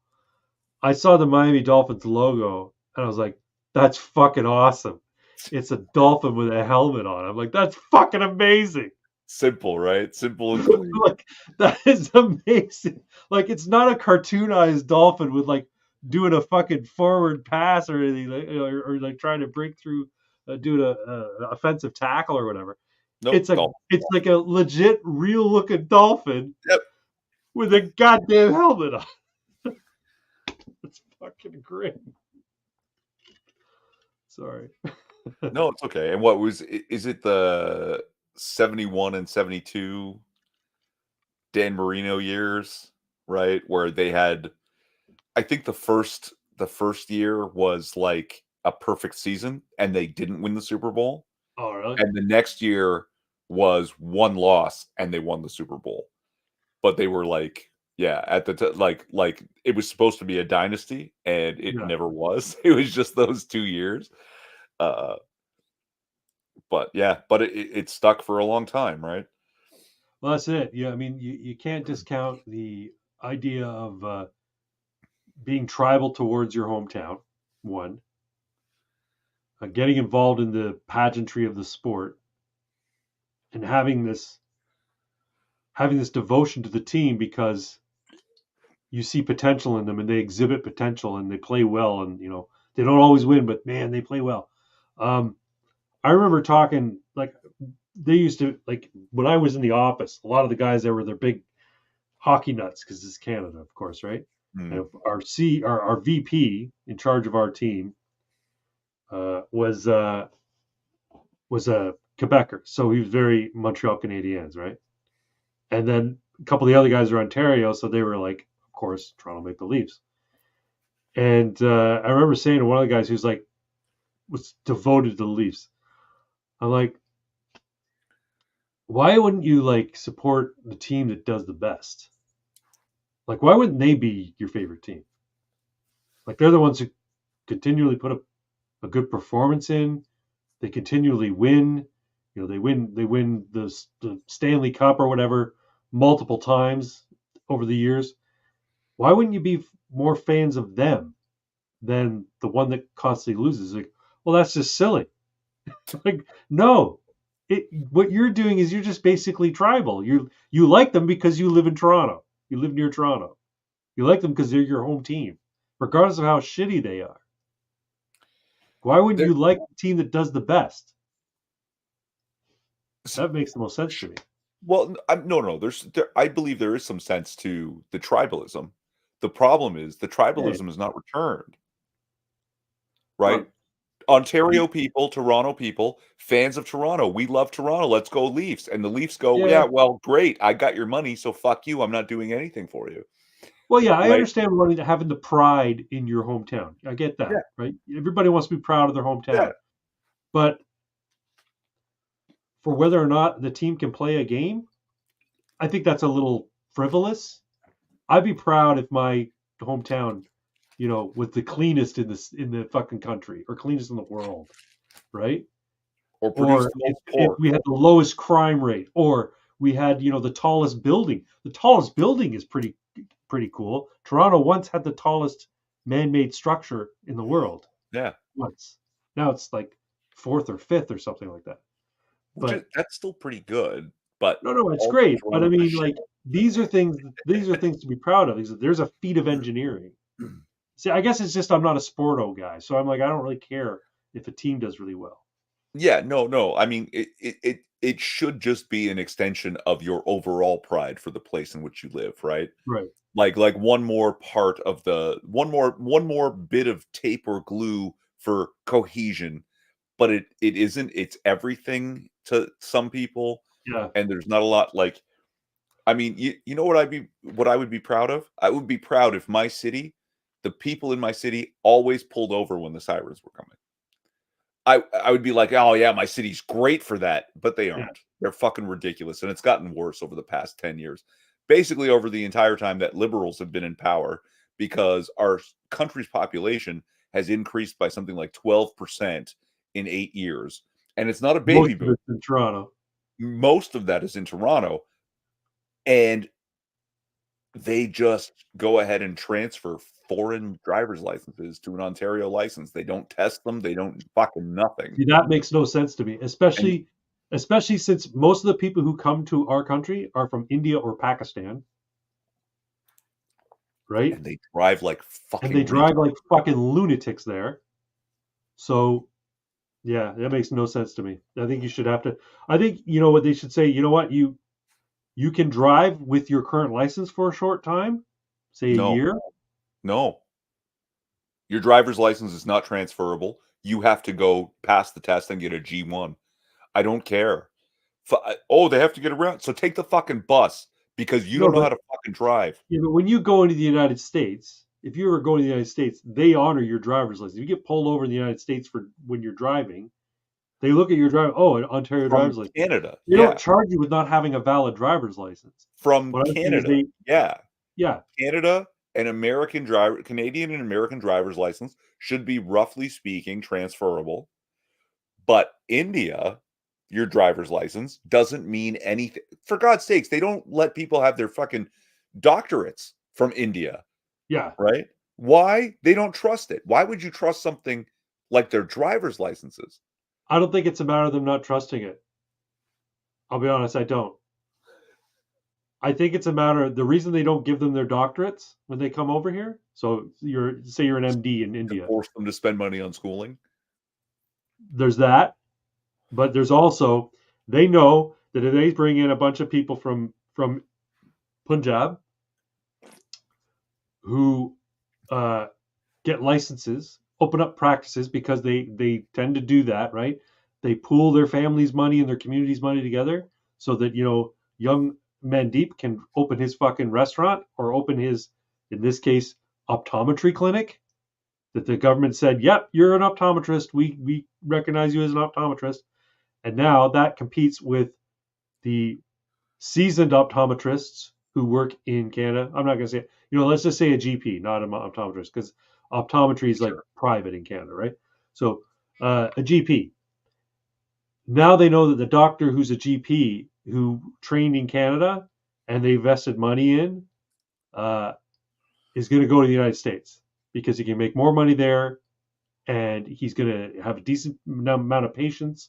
Whereas here, he's got less patients because the Indian guy is getting all the new patients because they're all Indian and they want to Mm. be with the Indian guy. But it doesn't matter because every doctor is basically a government employee. Yeah, yeah, but they bill the government for their services, right? So if you're a doctor who sees 20 patients in one day, you can bill so much. But if you're a doctor who sees 6 patients in one day, you're not billing that much. So you're not getting as much money from the government.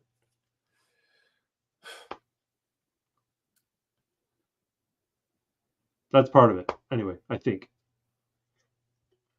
But in terms of like the license thing, I think temporarily, like if you're a tourist in another Peace out. country, they assume that you're going to be able have a good one 6.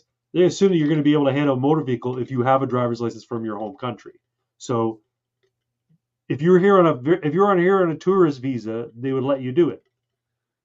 But they shouldn't, is what I'm saying. Like, yeah. I suppose. Well, You I don't say know if you you remember. say an Indian guy comes over to visit, he shouldn't be able to rent a car. Yes, I am saying that. Okay. I am saying that your driver's license from India has no value in here. And I mean, the government might recognize it, but my statement is still true. It has no value here. You cannot drive. You're terrible. Like, you are so fucking dangerous and stupid. It literally, like, it doesn't mean anything. The You're government right. just says, okay, because the That's government stupid. here is stupid and doesn't mean anything. They drive like Brits in India because it was a common colony of the Britons. No, No, I don't mean they drive as well as Brits. I mean they drive on their side of the road. they drive on any side of the road that seems to facilitate forward motion at the moment. You don't understand how often I see this, that I'm pulling out of a parking spot and somebody's coming and they're joining my traffic because I was there first, Yeah, and they see the way I'm reversing out of a spot and they yeah. pull all the way over to the left to try and go around me, As opposed right? to waiting. That's right. So what I do is I continue to reverse farther till I'm on the right side of the road, Yeah. and then I drive straight up to them and I just wait. Like, I am getting so fucking frustrated with this. You don't drive on the left and go around me. I'm not a fucking obstacle.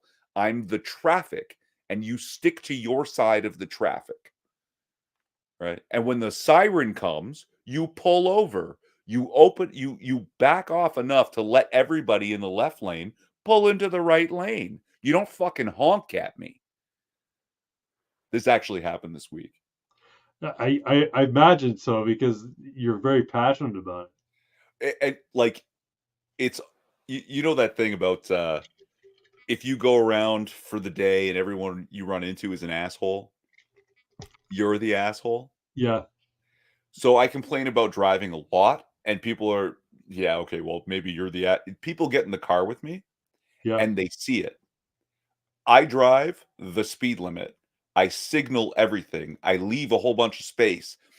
And my road rage is horrifying, but it doesn't translate to my driving. My car doesn't move differently because I'm enraged. And Same. people see, oh my God, why is this guy driving on the left side of the road coming right at you, playing a game of chicken with you? What? Why are these people so far up each other's asses? Right? They get in the car with me and they're like, you're right. Every other person is an asshole. And I think I'm an asshole too. Because you start to become accustomed to all the bad driving, and the only way for you to get around is to be a bad fucking driver Engaging the too. bad behavior. Yeah, that's true. Yeah, it's terrible. It's terrible. And people don't know how fucking dangerous it is to drive, man. Yep. Like they have no respect for it. Anyway, Well, airbags, right? Everybody knows. I'm probably yeah. not going to die in a collision. Yeah. Shit's They've safe made now. they've made driving too safe. They've de-skilled it, right? Like Yep. I've got a reverse camera on my car. I don't rely on it. It's an extra tool when I'm reversing, right? But I still hand at 12, arm over the passenger seat, look out the rear view mirror or look out the rear windshield. And then when I'm checking my other mirrors, I glance down, check that too. It's just one more mirror. If Yep. you don't, but I see so many people staring at it and turning their wheel while it's like, what are you doing? Yeah. There are other things out there. There's Yeah. 360 degrees of Yeah. real Your space. camera does not have that wide of view. I'll be honest. I'm the same way, but that's only because I've driven for so long without one. You know what I mean? Yeah. Like this is my car now is the first car I've had that has a rear view camera. And so I use my mirrors more than anything else, and I look around more than anything else. I I'll be honest, even when I'm driving forward, uh my side mirrors I use less than looking to the right for my I look at my blind spot, and then I actually just bypass the mirror altogether and I check my blind spot. Sometimes. Yeah. Yeah. If Because I'm making a lane change, if I'm making a lane change, yeah. when I'm just regular driving, I'm scanning all three mirrors periodically. Yeah. But no, if I'm making a lane change, I'm blind spot first. To be honest. For me, it depends on how busy it is, right? Like if Yeah. there's if we're in high volume highway stuff, I'll use the mirror to like why bother putting on my signal and checking over my shoulder if that I can glance in that mirror and be like, there's no room here. You know what I mean? Oh Like, yeah. yeah. So the mirror comes first, but yeah, ultimately it's that shoulder check, right? Yeah. That's key to making sure. And how many people don't do it? Like, I mean, I'm sorry, I'm a huge fan of the show Canada's Worst Driver.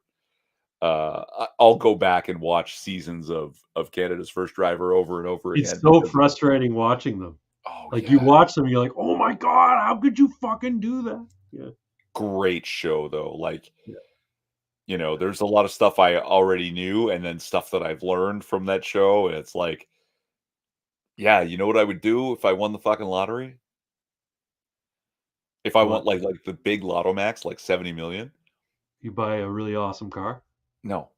I would restart that show and a whole bunch of other subsidiary things, right?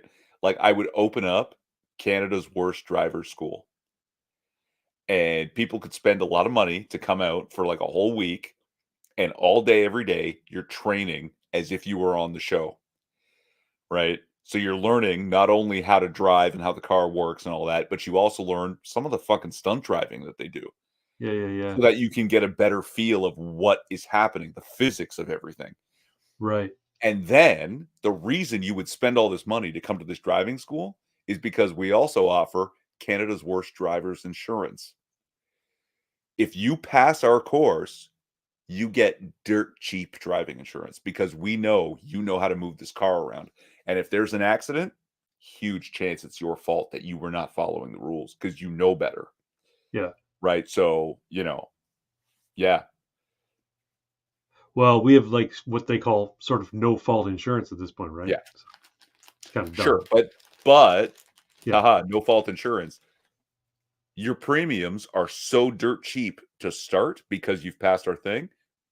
We are unforgiving Yeah. So about if yeah, you fuck it up, you yeah. basically your premium's gonna quadruple or quintuple. We And stop insuring you, throw you to oh, the wall. you just Yep, fire them. yep. So you canceling your insurance claim. That could be really detrimental because if they get canceled by you, then the next insurer is like, wait, your last insurance provider canceled your Banned. We're not sure we No want to insure refunds. you then. Banned. No refunds. This is my business model. That seems to be a trend in your business plans. Fuck yeah. I want it to be very exclusive and serve a very specific function. I want to provide a good service at a fair price to people who respect it, Can who you understand it. could you carry the stream for a minute while I go and refill my water? It's Yeah, empty. yeah. I'll be right back. Okay. Yeah, I'll piss and moan about the gym idea, right? You can hide my picture if you want to. I think you can hide me. Can you not? You can remove me. There you go. Ah. So this is a new thing I have about my gym. There will be a big sign in the change room. This is a locker, not a lounge. Change your clothes and fuck off. I go into the change room to get my bag out of my locker. There's these guys, they're sitting on the bench and chatting. The bench is like maybe a meter and a half. What is that in American? 4 or 5 feet. Basically, you could squeeze 4 people sitting ass to ass, touching hips on this thing. These 2 guys are spread out on it and hanging out and chatting. I'm trying to get in my locker. I'm looking at them. I'm waiting for them to get up and go because they should be, right? And, finally I turn, I'm like, guys, are you changing your clothes? What? No.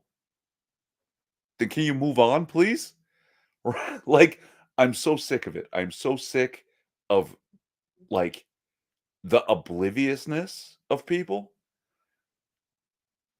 And like they're so oblivious, they don't even they think I'm being rude to them, but they have absolutely no idea how fucking rude it is to just sit there in the very limited space of the locker room right against my locker. Yeah, their locker's there too, but they're done.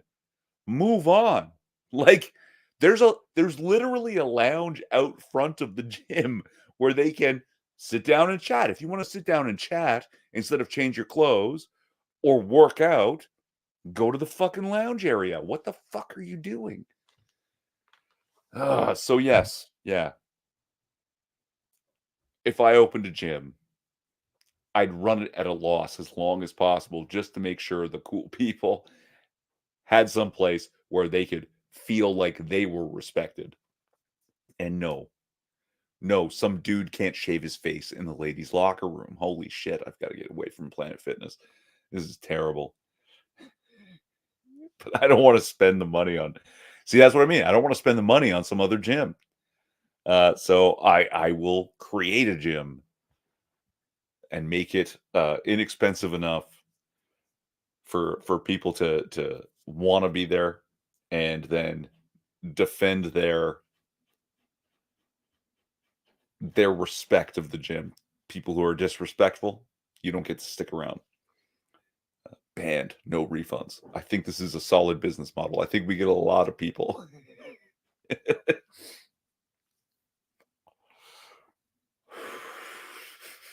And there's this guy on Twitter, Joey Swole. He's that dude who looks at all the bad I'm videotaping my workout incidents and gives people shit about it.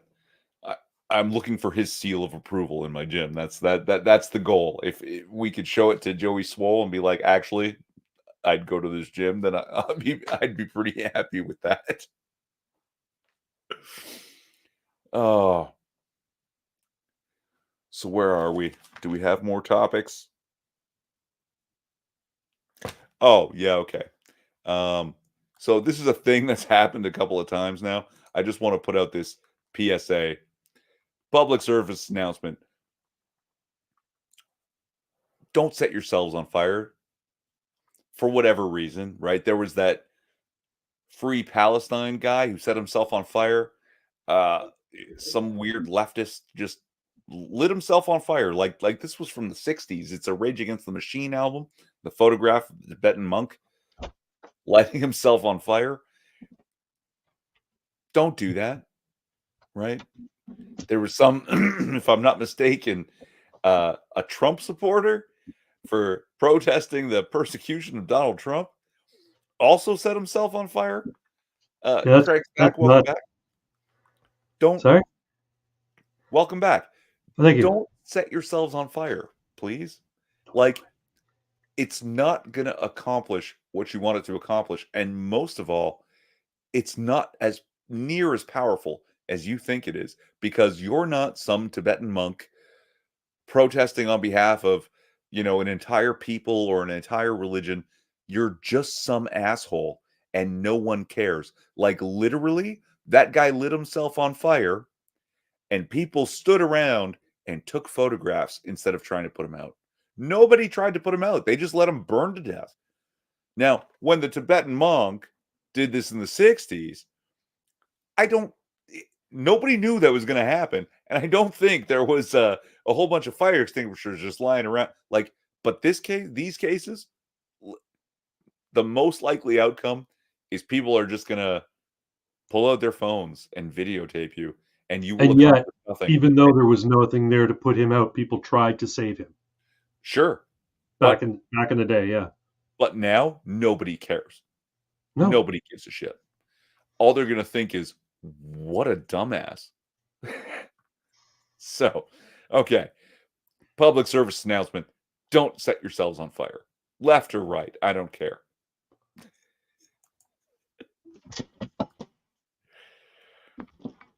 My drink fell. Oh no. It's okay. It didn't spill. The only people setting themselves ablaze are retards. So, I mean, I'm not entirely against it entirely. Yeah, no, I'm still even like I don't want to I don't want to what's the word? Eugenics the retards or have them eugenics themselves. I don't think that's a good thing, There's no point. Man, just stop.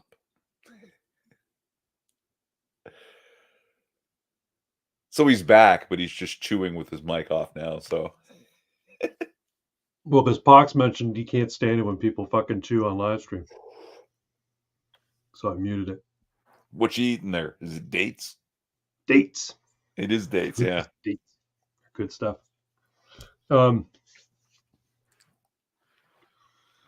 Yeah, I don't think people should unalive themselves for any cause, really. I think if you're going to die for a cause, you should be dying in combat for that cause. Dying fighting's one thing, right? Yeah. But just like killing yourself. Yeah, it's stupid.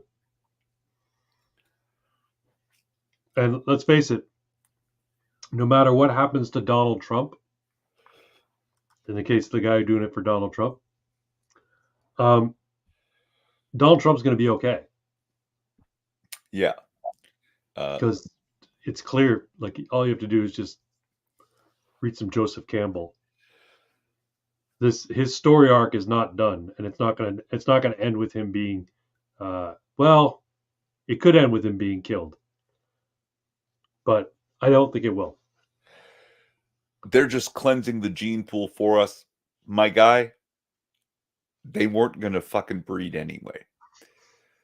That's right.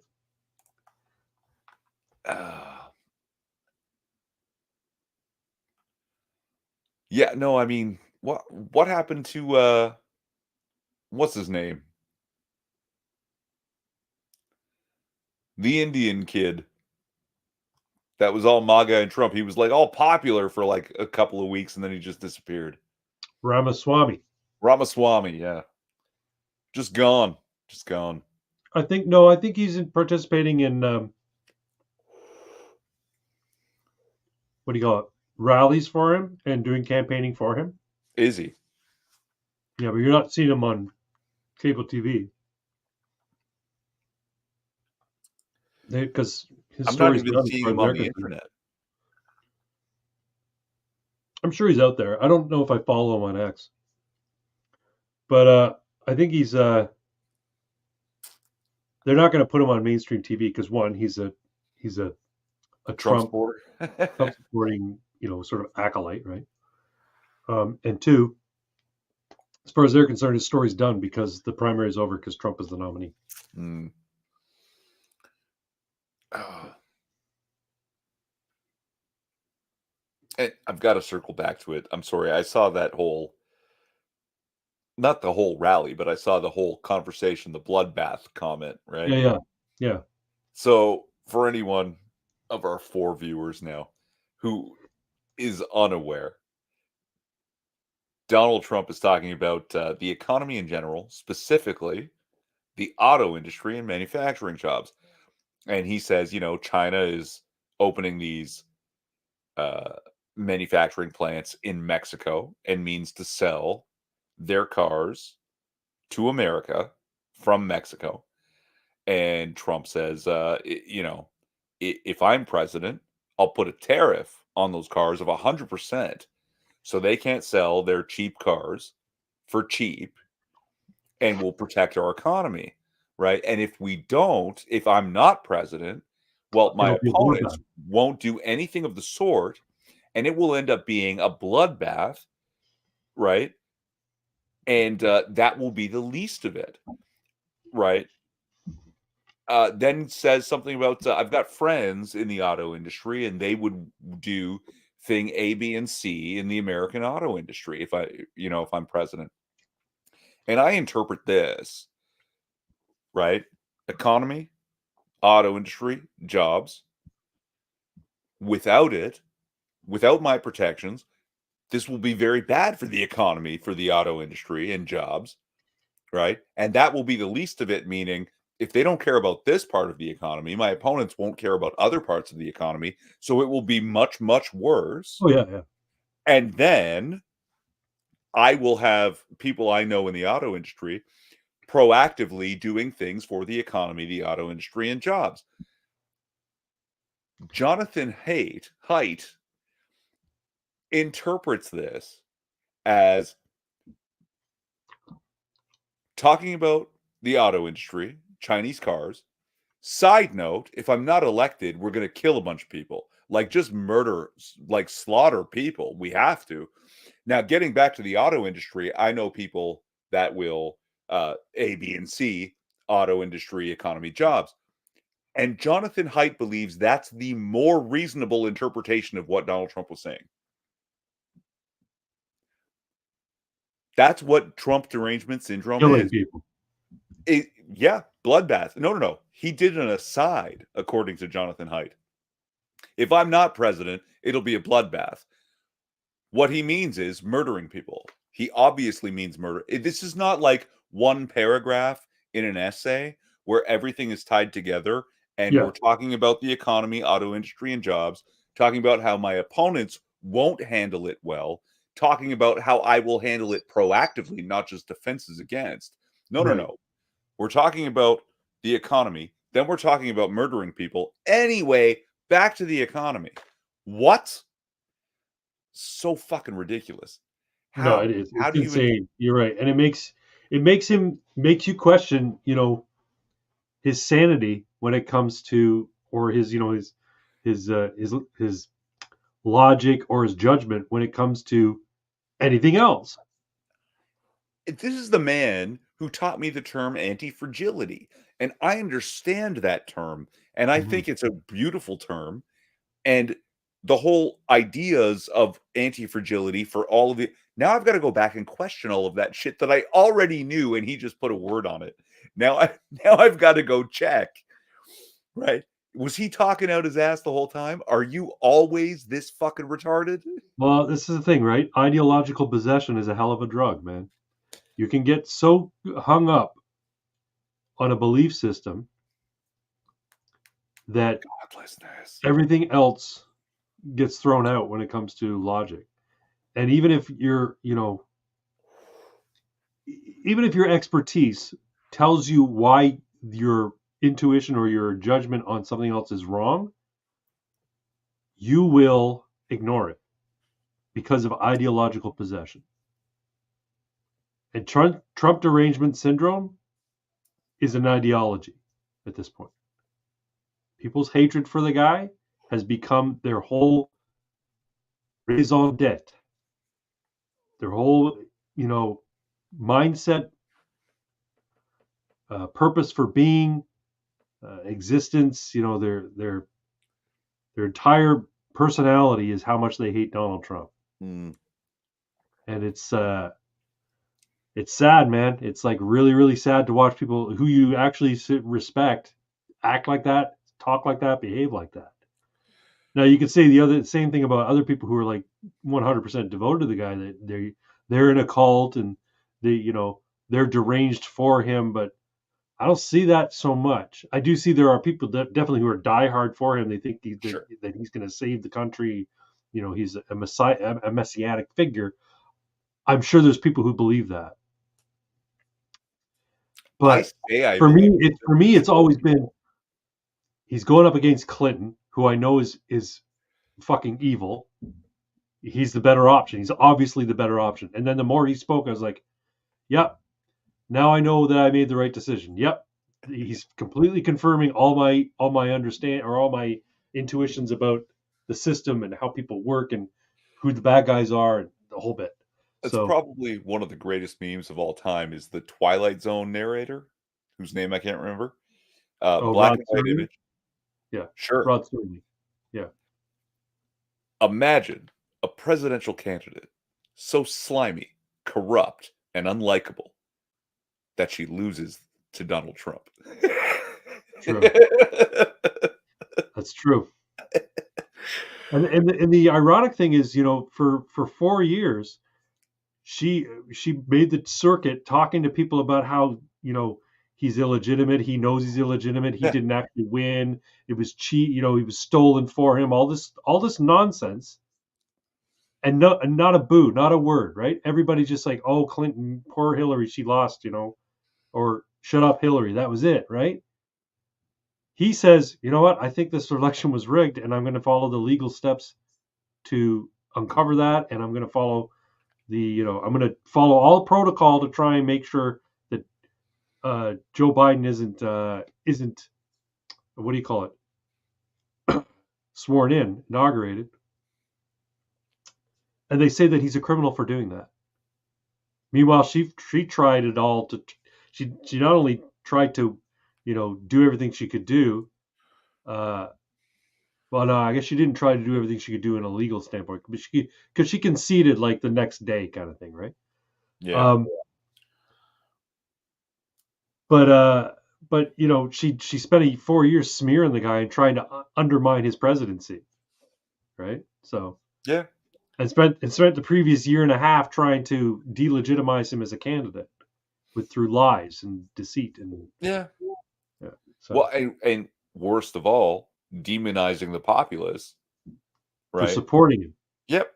That yeah, I think that like the whole shaming people technique was already coming about, but that was I think the first time that a public figure was basically trying to shame something in the realm of 25% of the entire nation, yeah, you know?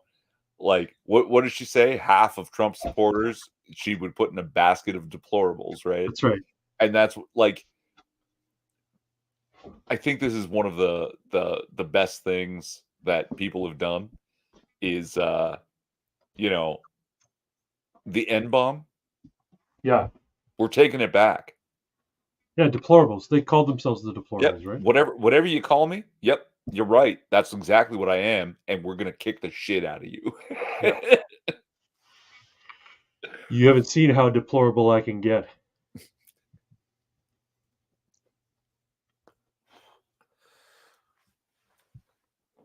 Oh. Yeah, you smell where I spilled a little bit, eh? Yeah. Now she's licking the water that I spilled. Crazy puppy. Come here. Come on up. So there's been some mention in the chat. I mean, most people have dipped now, but Squid's gone. They talked about the wokeism and the virtue signaling a little bit. Uh, Today, maybe this is an oddity. I'm not even going to put it up. Come I've here. been I was thinking a lot about this time. Was it last summer? Uh, the transformer outside my house, right Okay. down on the street. I don't know, did an animal get in there, a branch, something, whatever? It popped, right? Okay. And I don't know if you know this, when the transformer pops, it's like fireworks and Yeah. gunshots, right? Like it goes off for a few Yeah. minutes. Pop, pop, pop, pop, Sparks for a huge. while. Yeah. Yeah. And you know, series of explosions for a couple of minutes, right?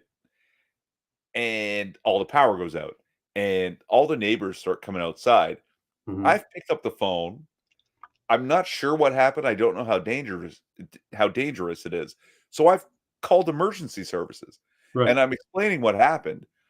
And now I'm seeing all of my neighbors come outside and they're all just staring up at the thing like, what happened? What?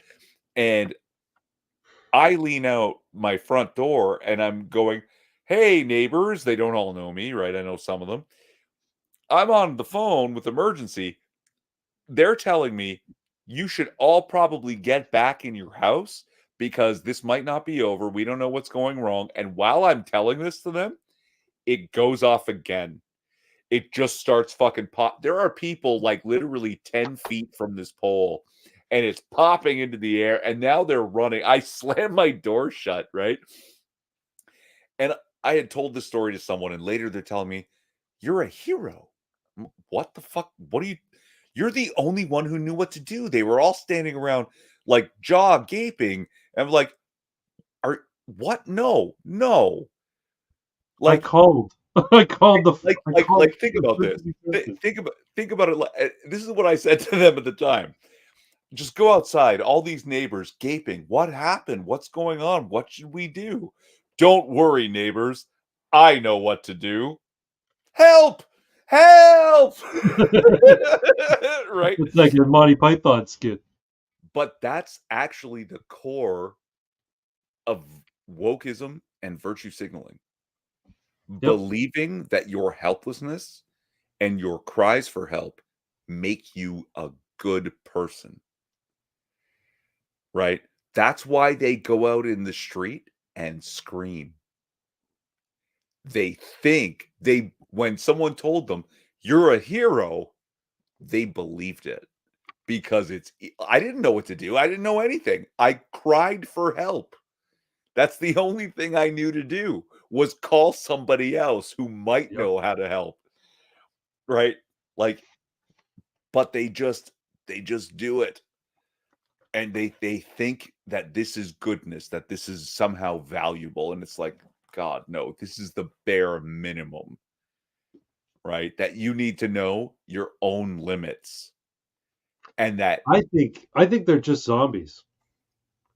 I think they become so ideologically possessed that they're the living dead. They don't have a thought in their head.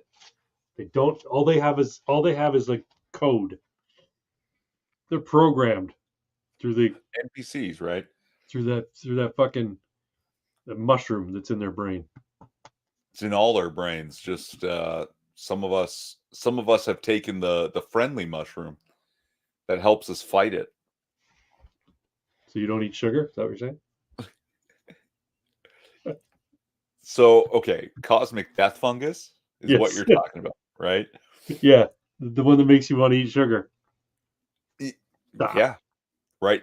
You're not feeding yourself, you're feeding the fungus.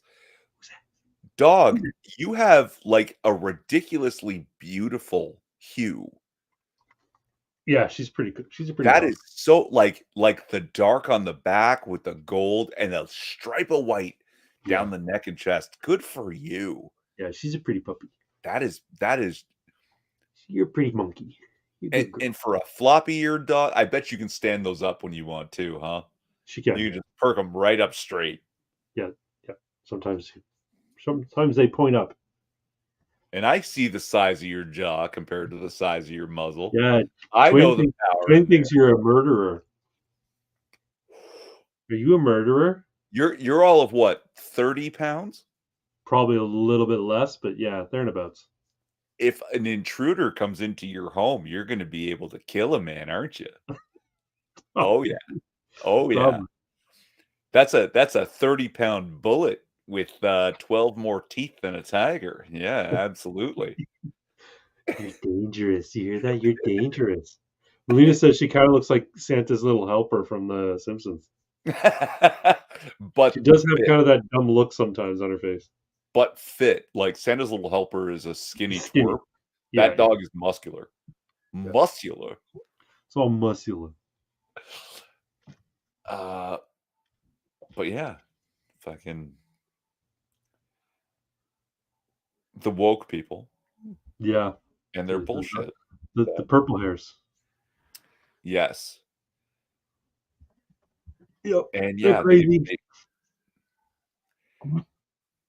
what was that? I heard this first from Jordan Peterson, right? That being harmless doesn't make you good. No. Being incapable of harm is not good. Or it's not equivalent to virtue. Right. But they think it is. And then they mass together in such numbers that they can actually do harm. Yeah. But because They they've become dangerous. called them, because they've decided they're good, they think their harm is also good. Yeah. It's What was it? it's terrifying. Was it C.S. Lewis? It said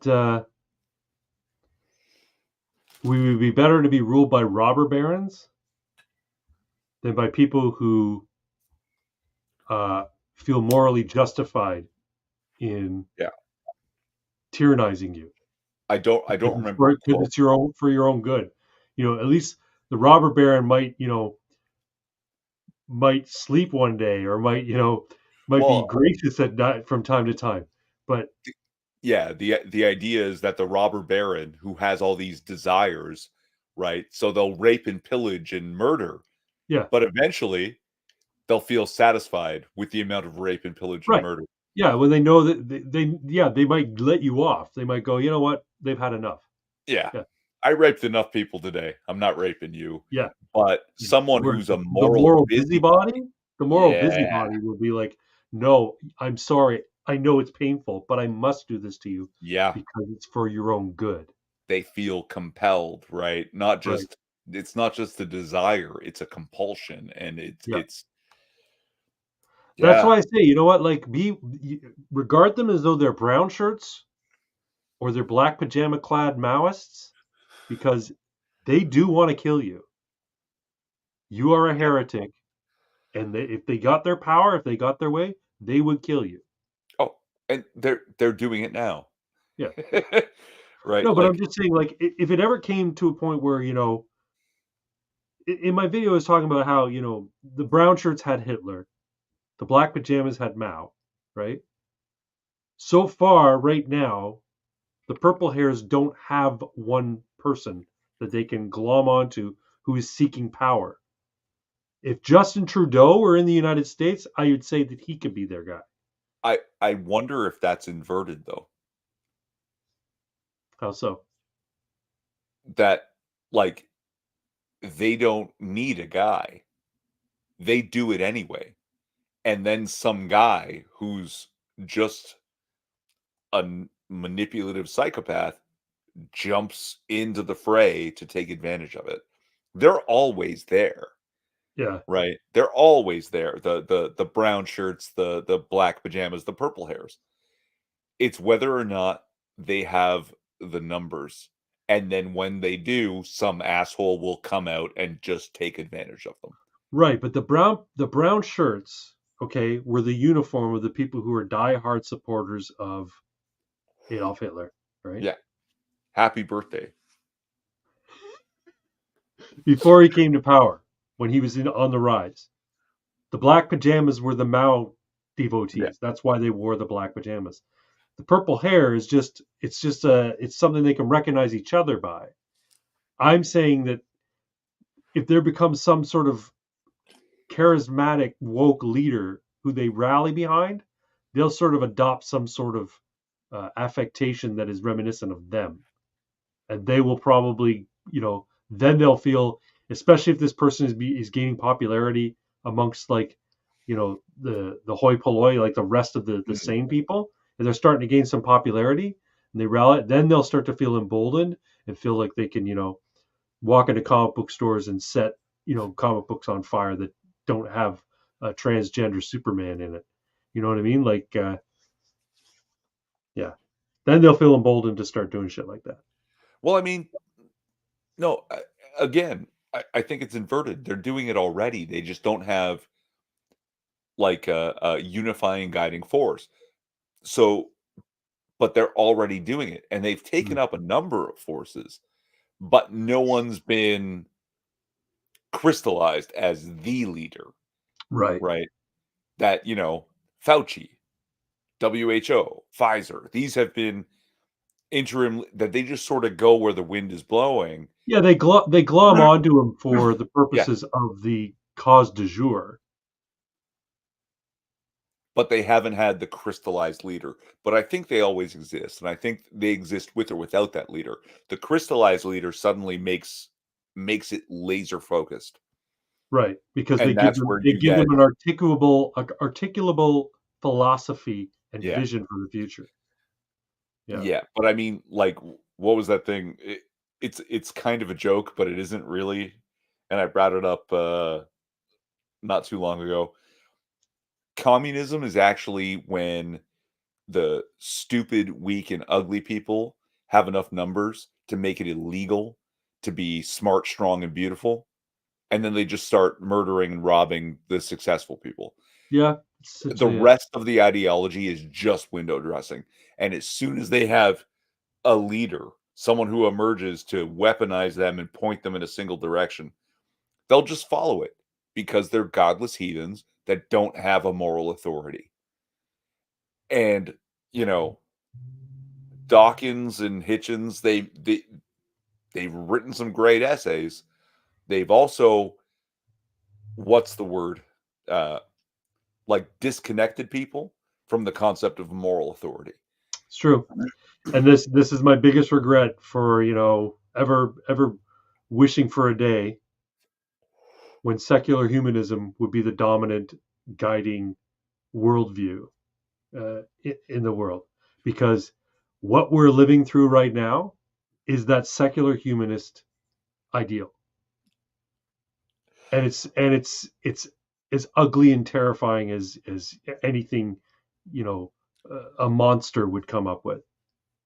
It just hasn't hit the point of being as destructive to human life yet. It's as bad as Mein Kampf. Uh, It's as I'm just saying, no, it's as bad as the Communist Manifesto, and it's as bad as Mein Kampf. But it hasn't been officialized in one sort of document or worldview. This is the problem with the woke ideology and the far left ideology. It's not one ideology. It's a set of critical positions on any given issue. It's not. It's not. It's not predicated on a fundamental idea, except for the fact that, like you said, beautiful people, successful people, they are evil, and us ugly people are are good. Ugly, unsuccessful, lazy, stupid people, we're good, and they're bad by virtue of having that success. It's not tied to anything apart from, like, we feel bad for you being so good or so successful. Uh, Whereas Communist Manifesto had at its core an economic problem of rich versus poor, that kind of stuff, right? This doesn't have that. This has clearly just pure envy for envy's sake. it, well, look at body positivity, right? Yeah, Which is now called fat acceptance. yeah, It used to be body positive. Now it's just fat or else. yeah. Because people pointed out the hypocrisy of, like, well, do you think that people who have anorexia are healthy? I mean, they're a different size. You say healthy at any size. This person weighs, 86 pounds and is mostly bone and sinew. Do they look healthy? Are they healthy at any size?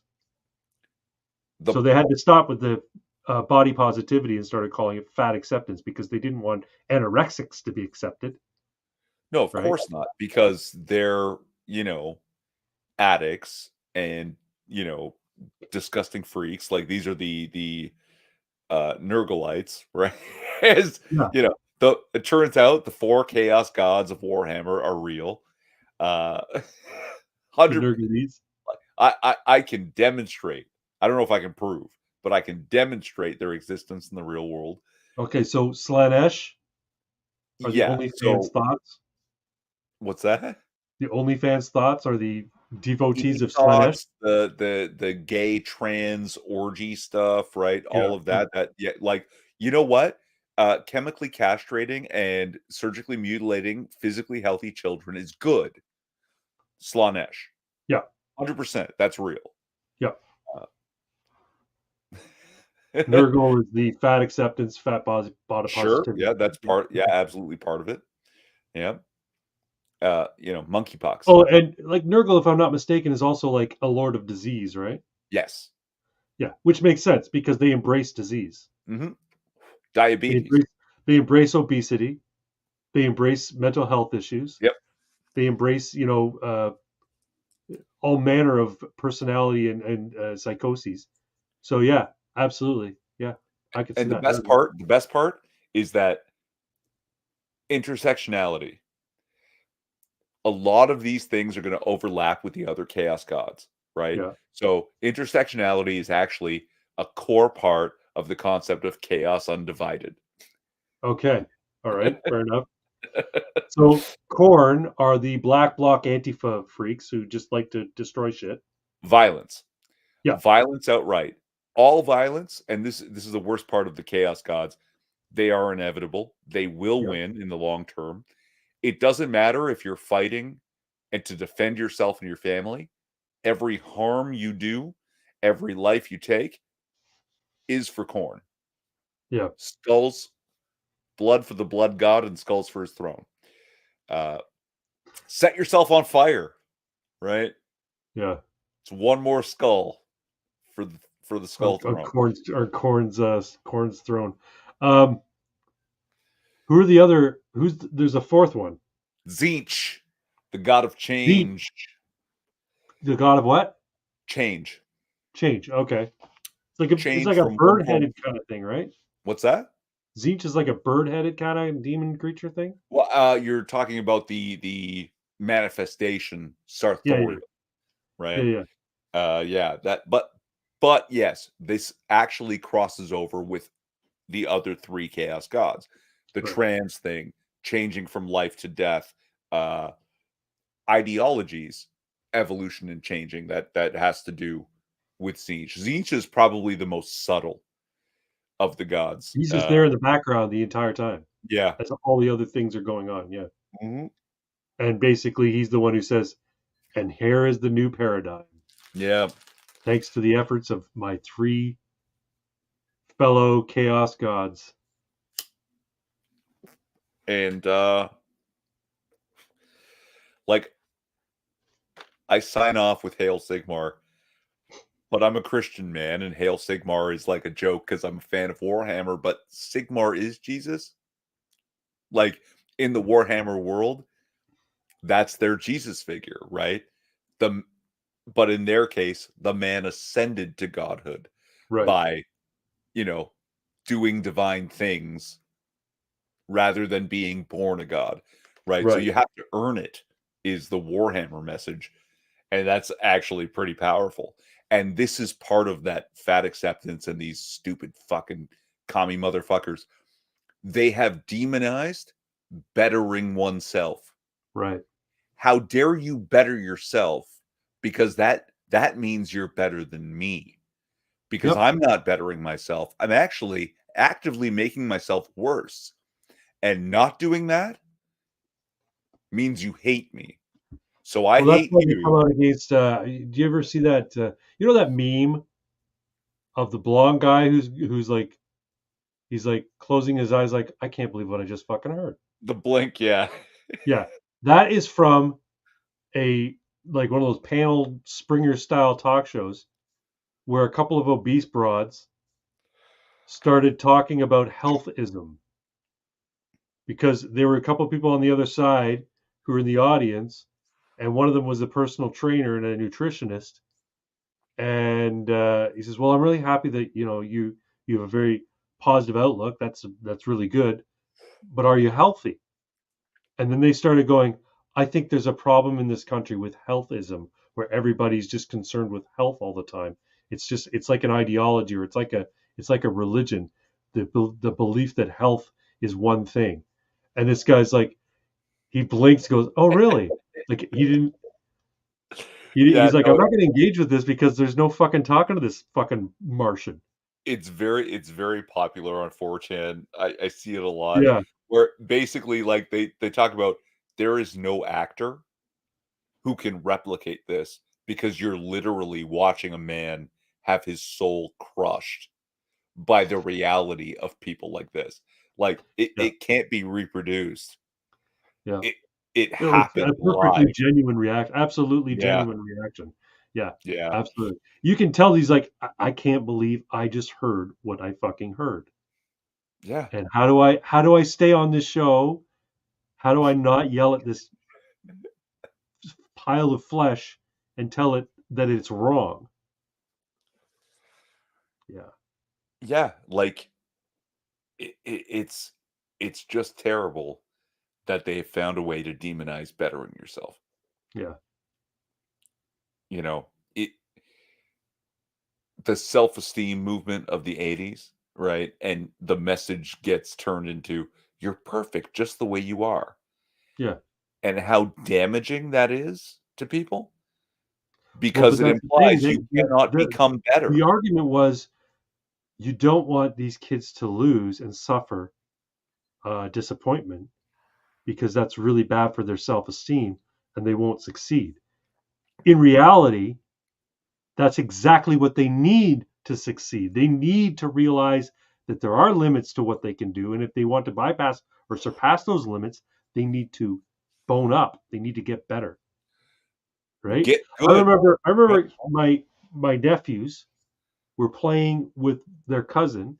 What do you call it? Injustice, that fighter game where you Yeah, play yeah. the different fucking DC heroes, right?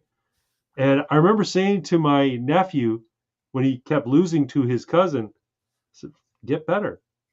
He's like, "That's mean." I'm like, "No, it's exactly what you need to fucking do." But I guess it's seen as an insult in like gaming communities. Like, "Oh, you suck, man. Get better." No, the "you suck" is Well, mean. hold on, The hold on. "get better" is the saving grace of the comment. It's not get better. It's get good. Yeah, or get good. Yeah, get good. That's how am I supposed to get good? That's how you do it. And disappointment is a learning experience. That's Yeah, right. absolutely. It's What's probably the that? This most asshole important just did learning experience. like I was raised on the literal like convenience store arcade Street Fighter 2, Yeah. right? What's that? He does low kick over and over again till you jump at him and then he shoryukens. You should be able to kick the shit out of that loser. Like, how limited is this asshole that you can't do it? There's so many things you can do, Yeah. and someone to tell you, no, don't do it. You shouldn't have to. That person's your enemy. That person wants you helpless, Well, fat, stupid, and weak yeah. because because they've already made you godless. So now they can be your god. Yeah. That's what they want. hmm No, the idea that though that calling out somebody's failure in something as innocuous as a video game between Mm. relatives, right?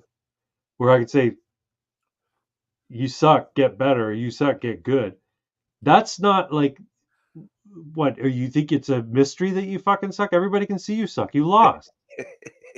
The fact that I said you suck, or the fact that I said you need to get better, is what's hurting your feelings. Like, I'm not supposed to acknowledge that you failed. Yeah, we can keep going back and forth. Good game. Let's play again. But eventually, when your losing streak is like 6 games, it becomes a point of like, we can't just ignore the fucking elephant in the room here. You must be tired of losing at this point. You should get better, and here's how. That's how you help people. You don't help them by ignoring the fact that they're losing over and over and over again. So my favorite Street Fighter is number 3. Who's your favorite Street Fighter character? It's hard to say because I've got a soft spot for in Street Fighter 3, 12 and Q. I don't know those two characters. Yeah, they're terrible characters, and that's why I love them, right? They're very hard to use. They're very like I like niche. the classic Street Fighter. I've always liked Dalsim Oh yeah. and Blanca. Those are the two that I always really like to play. Yeah, there seems to be like a couple of factions when it comes to classic, where like Dalsim and Blanca are the offside, right? Ryu and Ken, and to a lesser degree Sagat. Uh and then you have Chun-Li and Bison, right? What about Guile? Guile is dirt. Like he's the absolute worst character, and if you can use him, it's because you are a fucking champ at all other characters. Well, Like that's you're just it. so People good. who like Guile, they fucking love Guile. Yeah. So they must have played all the other characters, and for whatever reason, it's the haircut that they like about Guile or something. No, look. I know him well enough, but he's hard. He's hard to use effectively, and so I tend to avoid him. But in Street Fighter 3, uh, I had a buddy. We would pull out the game and let's play Street Fighter. He would go for his main, which is Ken, right away, and he would only ever play Ken. And I would pull out the weird characters like 12 and Q, and I'd play Elena. Like eh, Yun and Yang are some of my favorites. I don't know if you remember them, the twins. They're actually Chun-Li's students. I'm classic, right? So Yeah. mine are like E Honda, Oh, the fuck. fucking E sumo Honda's wrestler. actually incredible. An incredible character if you know how to use them. Yeah. Uh, but I would play, yeah, a variety of characters. The only character I won't play is Akuma because I can feel the evil like leaking through the controller and I don't like it. So I won't be him. But I'll be any other character. And I'll practice like, oh, what's that? Medium kick does this. Okay. So he's beating the shit out of me. Like he's going hard and I'm pressing medium kick to see what it does. Forward medium kick, back medium kick. Does that do something? So I'm literally practicing while he wins round after round after round. And then I get a little warmed up. I've learned something new about Elena or E Honda. Mhm. And 10 games in, he's beaten me 10 zip. Now I'm ready. And I pull out Ryu. He doesn't win again. He doesn't win a single round for the next 20 matches. Ryu and Ken are essentially the same character. They're just a bit different No, skin, right? no. Oh, they They're don't have the same moves. They don't they have the same attacks. they fight the same style, Yeah, but they do. They but have that. They have that water ball fucking thing that they shoot at each other. they have the same special moves, Yeah, Hadouken, Tetsu, which is the hurricane kick, yeah. and the dragon punch or Yuken. Yeah. But they do them a little differently. And they move differently. And their standard attacks are similar but a little different. So like Ken tends to be faster, Ryu tends to be more powerful. So depending on what you're doing, like which move, like you can use both. If you know how to use one, you know how to use the other, but you might prefer one to the other because they're different. Like two boxers coming out of the same camp fighting each other, they're not going to Mhm. box identical. That's not a thing. They're going to be individual people. So even though they're using the same style, they do that style a little differently, and that's enough a lot of the time. I like Ken, I really do. I can use him fairly well, but I prefer Ryu, right? It's Okay, like for female characters, who's hotter, Chun Li or Cammy? don't ask that, man. Like I like Cammy personally. Cammy dresses a certain way, but No, Chun Li's it is. You know, she's eyes save military. lives. She's military. She's got the fucking green bathing suit on with the red beret. Yeah, she's fucking cool, man. Thick thighs save lives. And if Those you ever clothes, watch yeah, the cartoon, uh, Street Fighter 2, the animated movie, yeah. the fight scene, Between Cammy and Chun Li. no, Chun Li and Vega. Oh, okay. Vega. Oh, I remember Vega. Yeah, yeah, yeah, yeah. Yeah, Vega comes to her house to assassinate her. Yeah. She comes out the shower in her fucking t-shirt, and then the fight just gets on. And like, this is one of the best fight scenes in all of film ever, Yeah. and it's a cartoon based on a video game, and it is so good. Like, everyone who's ever seen this will agree this I'll is have a to see good it. I fight, haven't seen it. like fantastic fight scene. Yeah, I've Yeah. not seen it. Oh yeah. One of the best fight scenes ever. Uh, Video games from back in the day. As far as fighter games go, I liked Virtua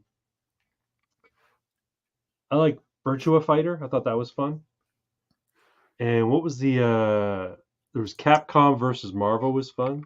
yes. Zangief, I remember Zangief, big fucking Russian guy, yeah. Yeah. Again, a very difficult character to use and Yeah. super valuable. Like Zangief versus Honda, it, crazy matches, Hmm. crazy good matches. Um,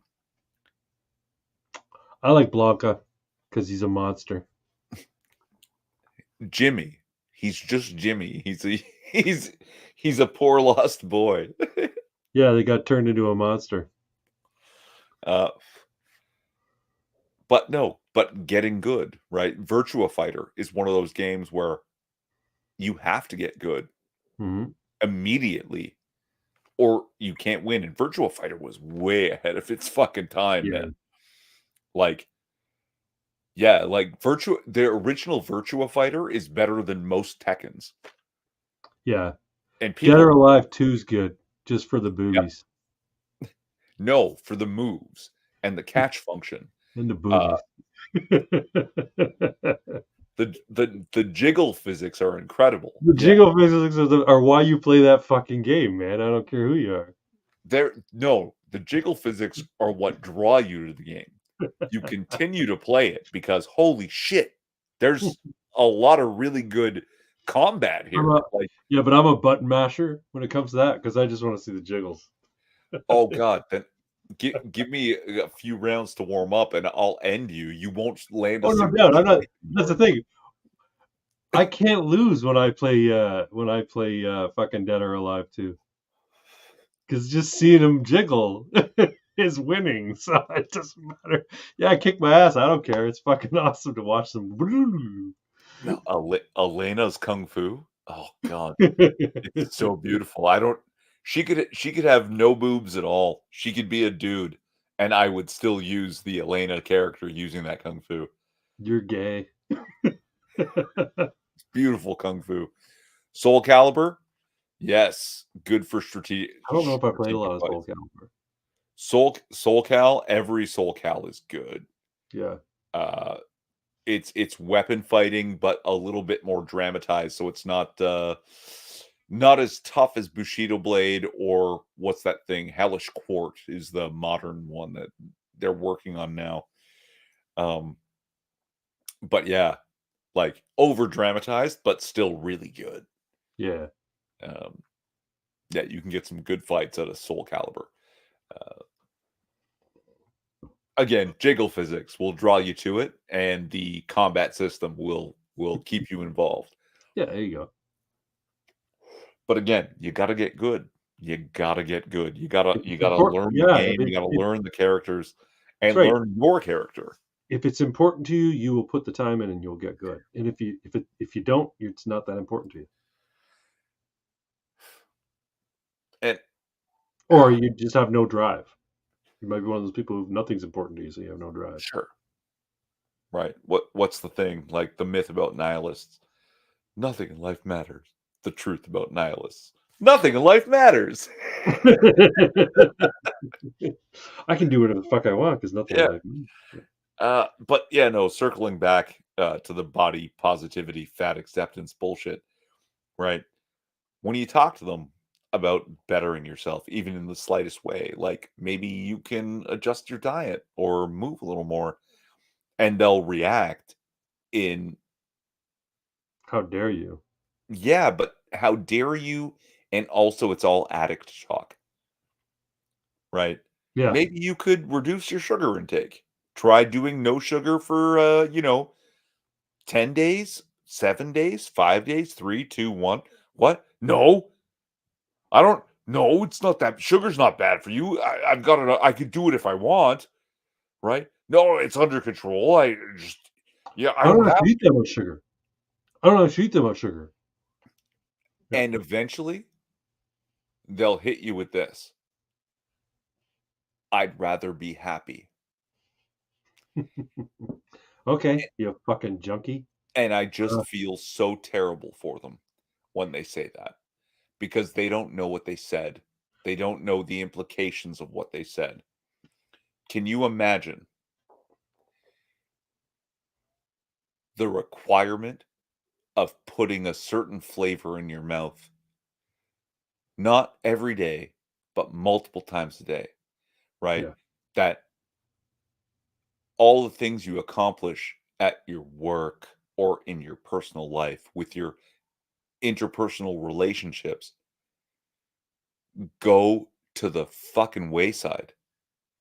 That if you don't experience this flavor multiple times a day, it has such a great effect on your overall happiness that all those other things mean nothing and you would literally be unhappy. yeah. What? Well, in What? their defense, it's a glib response that is meant to say, "I don't want to talk about this It's anymore," not. because I'm sure they believe, because in their darker moments, right, when their kid comes up to them and says, "Hey, Dad, let's go throw the ball around." Oh, son, I really can't. My knees, I can't. My knees are killing me. I can't throw the ball around. My knees are killing me because you know, I put 500 pounds on them every fucking day, right? There is a dark spot in their heads where they're like, fuck, why don't I do something about this? They're miserable about it, but the addiction is so strong, they don't care. They have to feed the addiction. But that's what I mean is it's not Yeah. glib. Yeah. It's become ingrained. Maybe it's a cosmic death fungus. Could be. Could be. Maybe they're just Hey, an man, you know what? Look, just drink NutraSweet. Have Diet Cola. But the problem is that people say, well, yeah, but unfortunately, aspartame and things like that, they actually cause you to crave. They increase your appetite. There's something o- in them that causes you to want to eat more. And I'm like, I only don't know if, if I believe that. only Sure. if, only if. So yeah, if you're a 300 plus pound person who's trying to switch from regular cola Yeah. to diet cola, Yeah. the flavor will trigger your brain into expecting a sugar dump that you're not getting. Oh, I see. Right. So then you'll crave sugar more because you didn't get it on the physical level, right? Right. I get you. Yeah. So, but I grew up drinking diet soda. Yeah. See, I Like grew I up never drinking had sugary regular drinks. cola in the house. See, so the fungus is living strong inside me because I grew up drinking sugary drinks. Yeah. If we weren't drinking pop, it was Kool-Aid. So, and Kool-Aid, It's just back in sugar. the day, you put sugar in it. Like it wasn't sweetened. You had to add like a fucking 2 cups of sugar into it. No, there was sugar. It's Yeah. just sugar. No, no. When my mom bought Kool-Aid packets, right? The idea was the Kool-Aid was the flavoring, the water was the base, and you could add as much or as little sugar as you wanted to control how much sugar your kids were going to be taking in. This was the selling point of Kool-Aid because this is before, diet drinks were really a big thing, right? So Right. like, hey, don't let your kids drink pop. give them Kool-Aid because you can control how much sugar's in it. This was their selling point. But every fucking mom put in 2 cups of fucking sugar into a pitcher. So, yeah. Still. Good old Kool-Aid, Kool-Aid. Tastes great. Kool-Aid, Kool-Aid. Can't wait. That was the jingle. I don't remember that one, but Let's see if we can find it. I like jingles. no more copyrighted bullshit. I keep getting copyright strikes, Craig. Sorry. All right, I won't share it. But yeah. Is it a cosmic death fungus? I don't know. Turns I don't out, know. It's still around. oddly, apparently some people are too stupid to take drugs. The cosmic death fungus wants to spread, so it's allowing people to reach the stars. So it's got us addicted enough, but not so addicted that we're not going to be able to accomplish going to Mars, and filling up that planet with people who are addicted to the fungus, who are infected by the fungus. That's interesting. No, it doesn't have to. It's already panspermia. That's how it got here. That's the whole. Yeah, but if like all life, it wants to propagate itself, Right. it's going to need new hosts, right, to do that. Well, apparently, we hit 8 billion, then dropped below it because people are dying at great rates at this point. Really? Yeah. Dying suddenly, you say? I'm so glad that you and some of the people I know got their jabs early because they're no good, and hopefully it doesn't kill you. Yeah. Well, we'll see. Because guess what? During the height of the pandemic, it is now clear from the statistics there was no excess death at all. But excess death is occurring now, and by a lot. Yeah. It's way up. And no one's really talking about that, especially the mainstream. Mainstream media brought to you by Pfizer. Uh, so Yep. yeah, And it's not going to be long before the next one comes out. And they scare everybody to go back into their fucking homes and mhm. mask up everywhere they go. They keep trying. They're going to try. I think Bird they're going to flu, succeed. I think they're going to succeed too. new monkeypox. Yeah. I think they're going to have to make it Black Plague. It's going to have to be Black Plague. Problem is they have a cure for Black Plague now. So I just hope people, and it's a long shot hope, see through it because, but they won't. They the godlessness. They'll turn to their new gods, their Fauci's and their WHOs. Right? They didn't even question when you know, oh, there's a new disease, but don't worry. Go out and lick Chinese people on Chinese New Year. They came from China. If you don't fucking give them a hug and a kiss on their butthole, you're you're a racist. racist. Yeah. Yeah. It. What? Oh, you don't need a mask. No one should wear a mask. That's stupid. What do you? Everyone wear a mask now. They Where just to? obeyed. Where to? They just obeyed because they have no moral authority. They don't have one of their own. So whatever is You're forced saying on that them, they you're just saying accept. having a moral framework that you work under is required to have critical thinking skills Yes.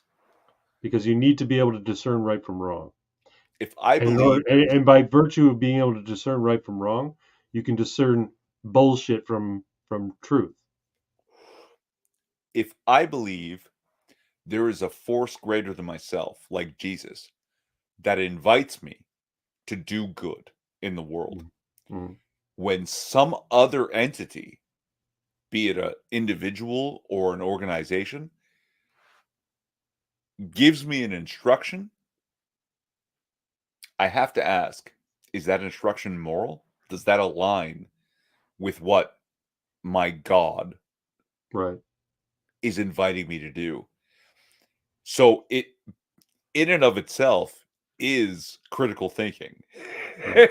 Like just having it Well, this is forces the you to thing. think critically. This is why I say it's better to have principles than ideology, right? If you have Yeah. principles, then you don't need ideology. Ideology is like a shorthand for how to behave based on something that sounds good because somebody was, you know, said something compelling one time. Having principles, on the other hand, allows you to navigate the world from a point where you always know how to behave because it either is in line with or violates your principles. Yeah.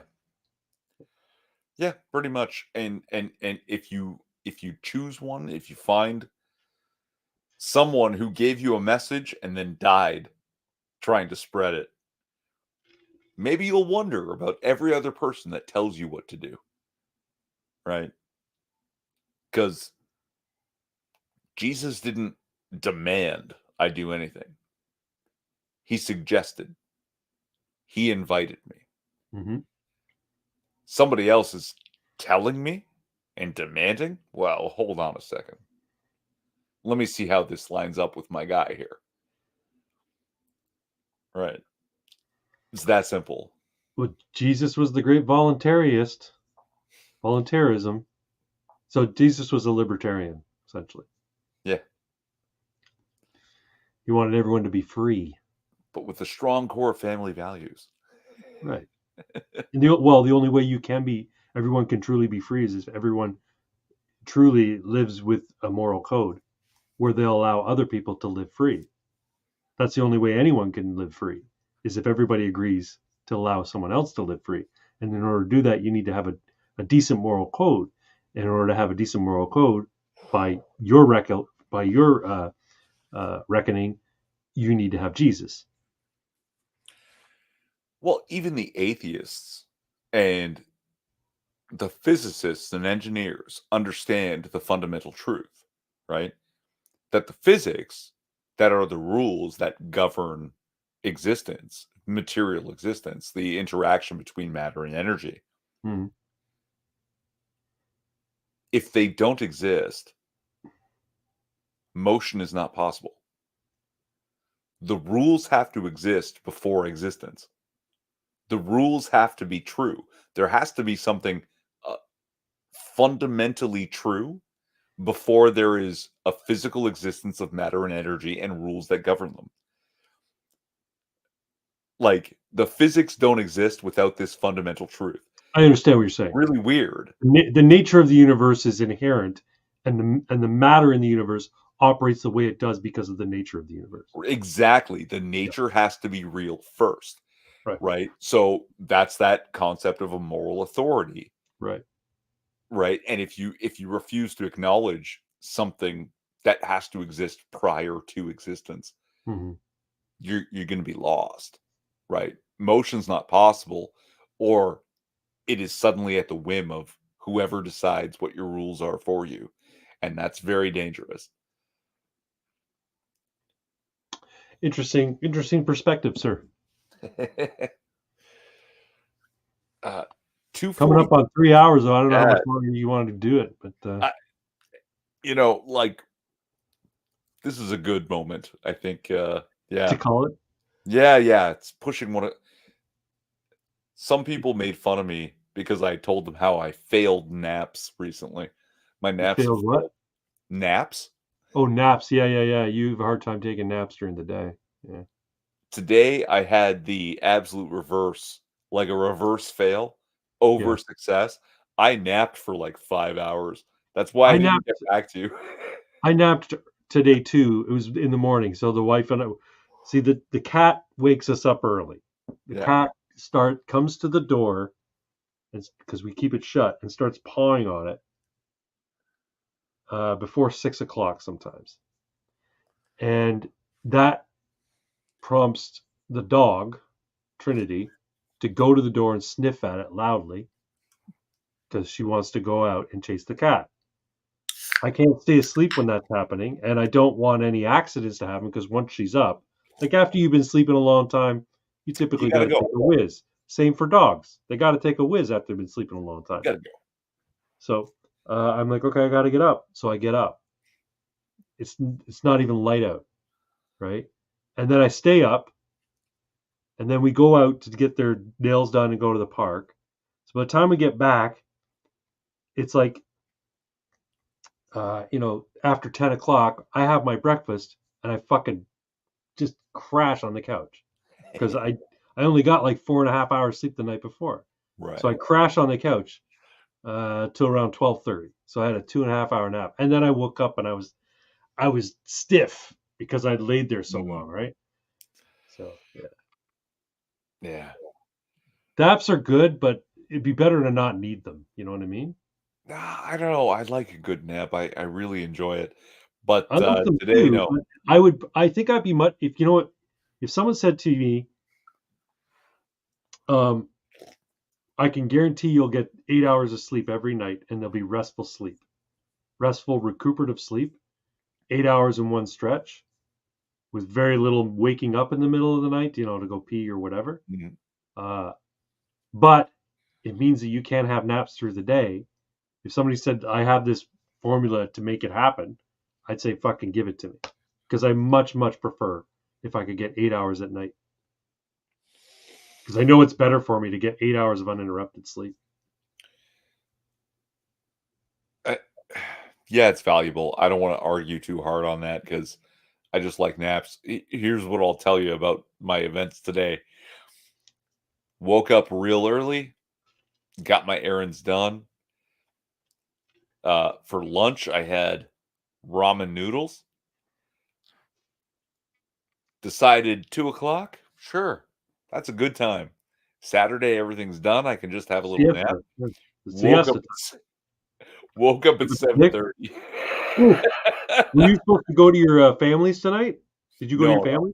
Not today, Tonight's eh? an off night. Yeah, no, no. Literally, you texted me or messaged me about 2:45, something like that. Yeah. I was out like a light till 7:30. That's why I got back to you when I did, That's because I okay. was just sleeping right through. Well, that's awesome, man. Over I'm glad you had a successful. good nap. Yeah, but I needed the 2 hour nap today. I Yeah, felt much better afterwards, but yeah. just a little stiff. It's a good time. It's fun. It's cozy. It's wholesome. See, Naps are see the way good. the light's hitting my tricep? Nice. Look at that. I'm getting triceps. Look at you. Look at you going. Yeah. But yeah, let's All call it. all right. You got any song lyrics or anything for? Oh, where I come from isn't all that great. My automobile is a piece of crap. And I can't remember the rest of the lyrics. It's Beverly Hills by Weezer. eh, Where And I I come from isn't all that great. My automobile is a piece of crap. Sorry. and I walk right through the door. So we're hitting the buttons. Good night, everyone. Thanks for coming. We will see you on Craig's channel next weekend.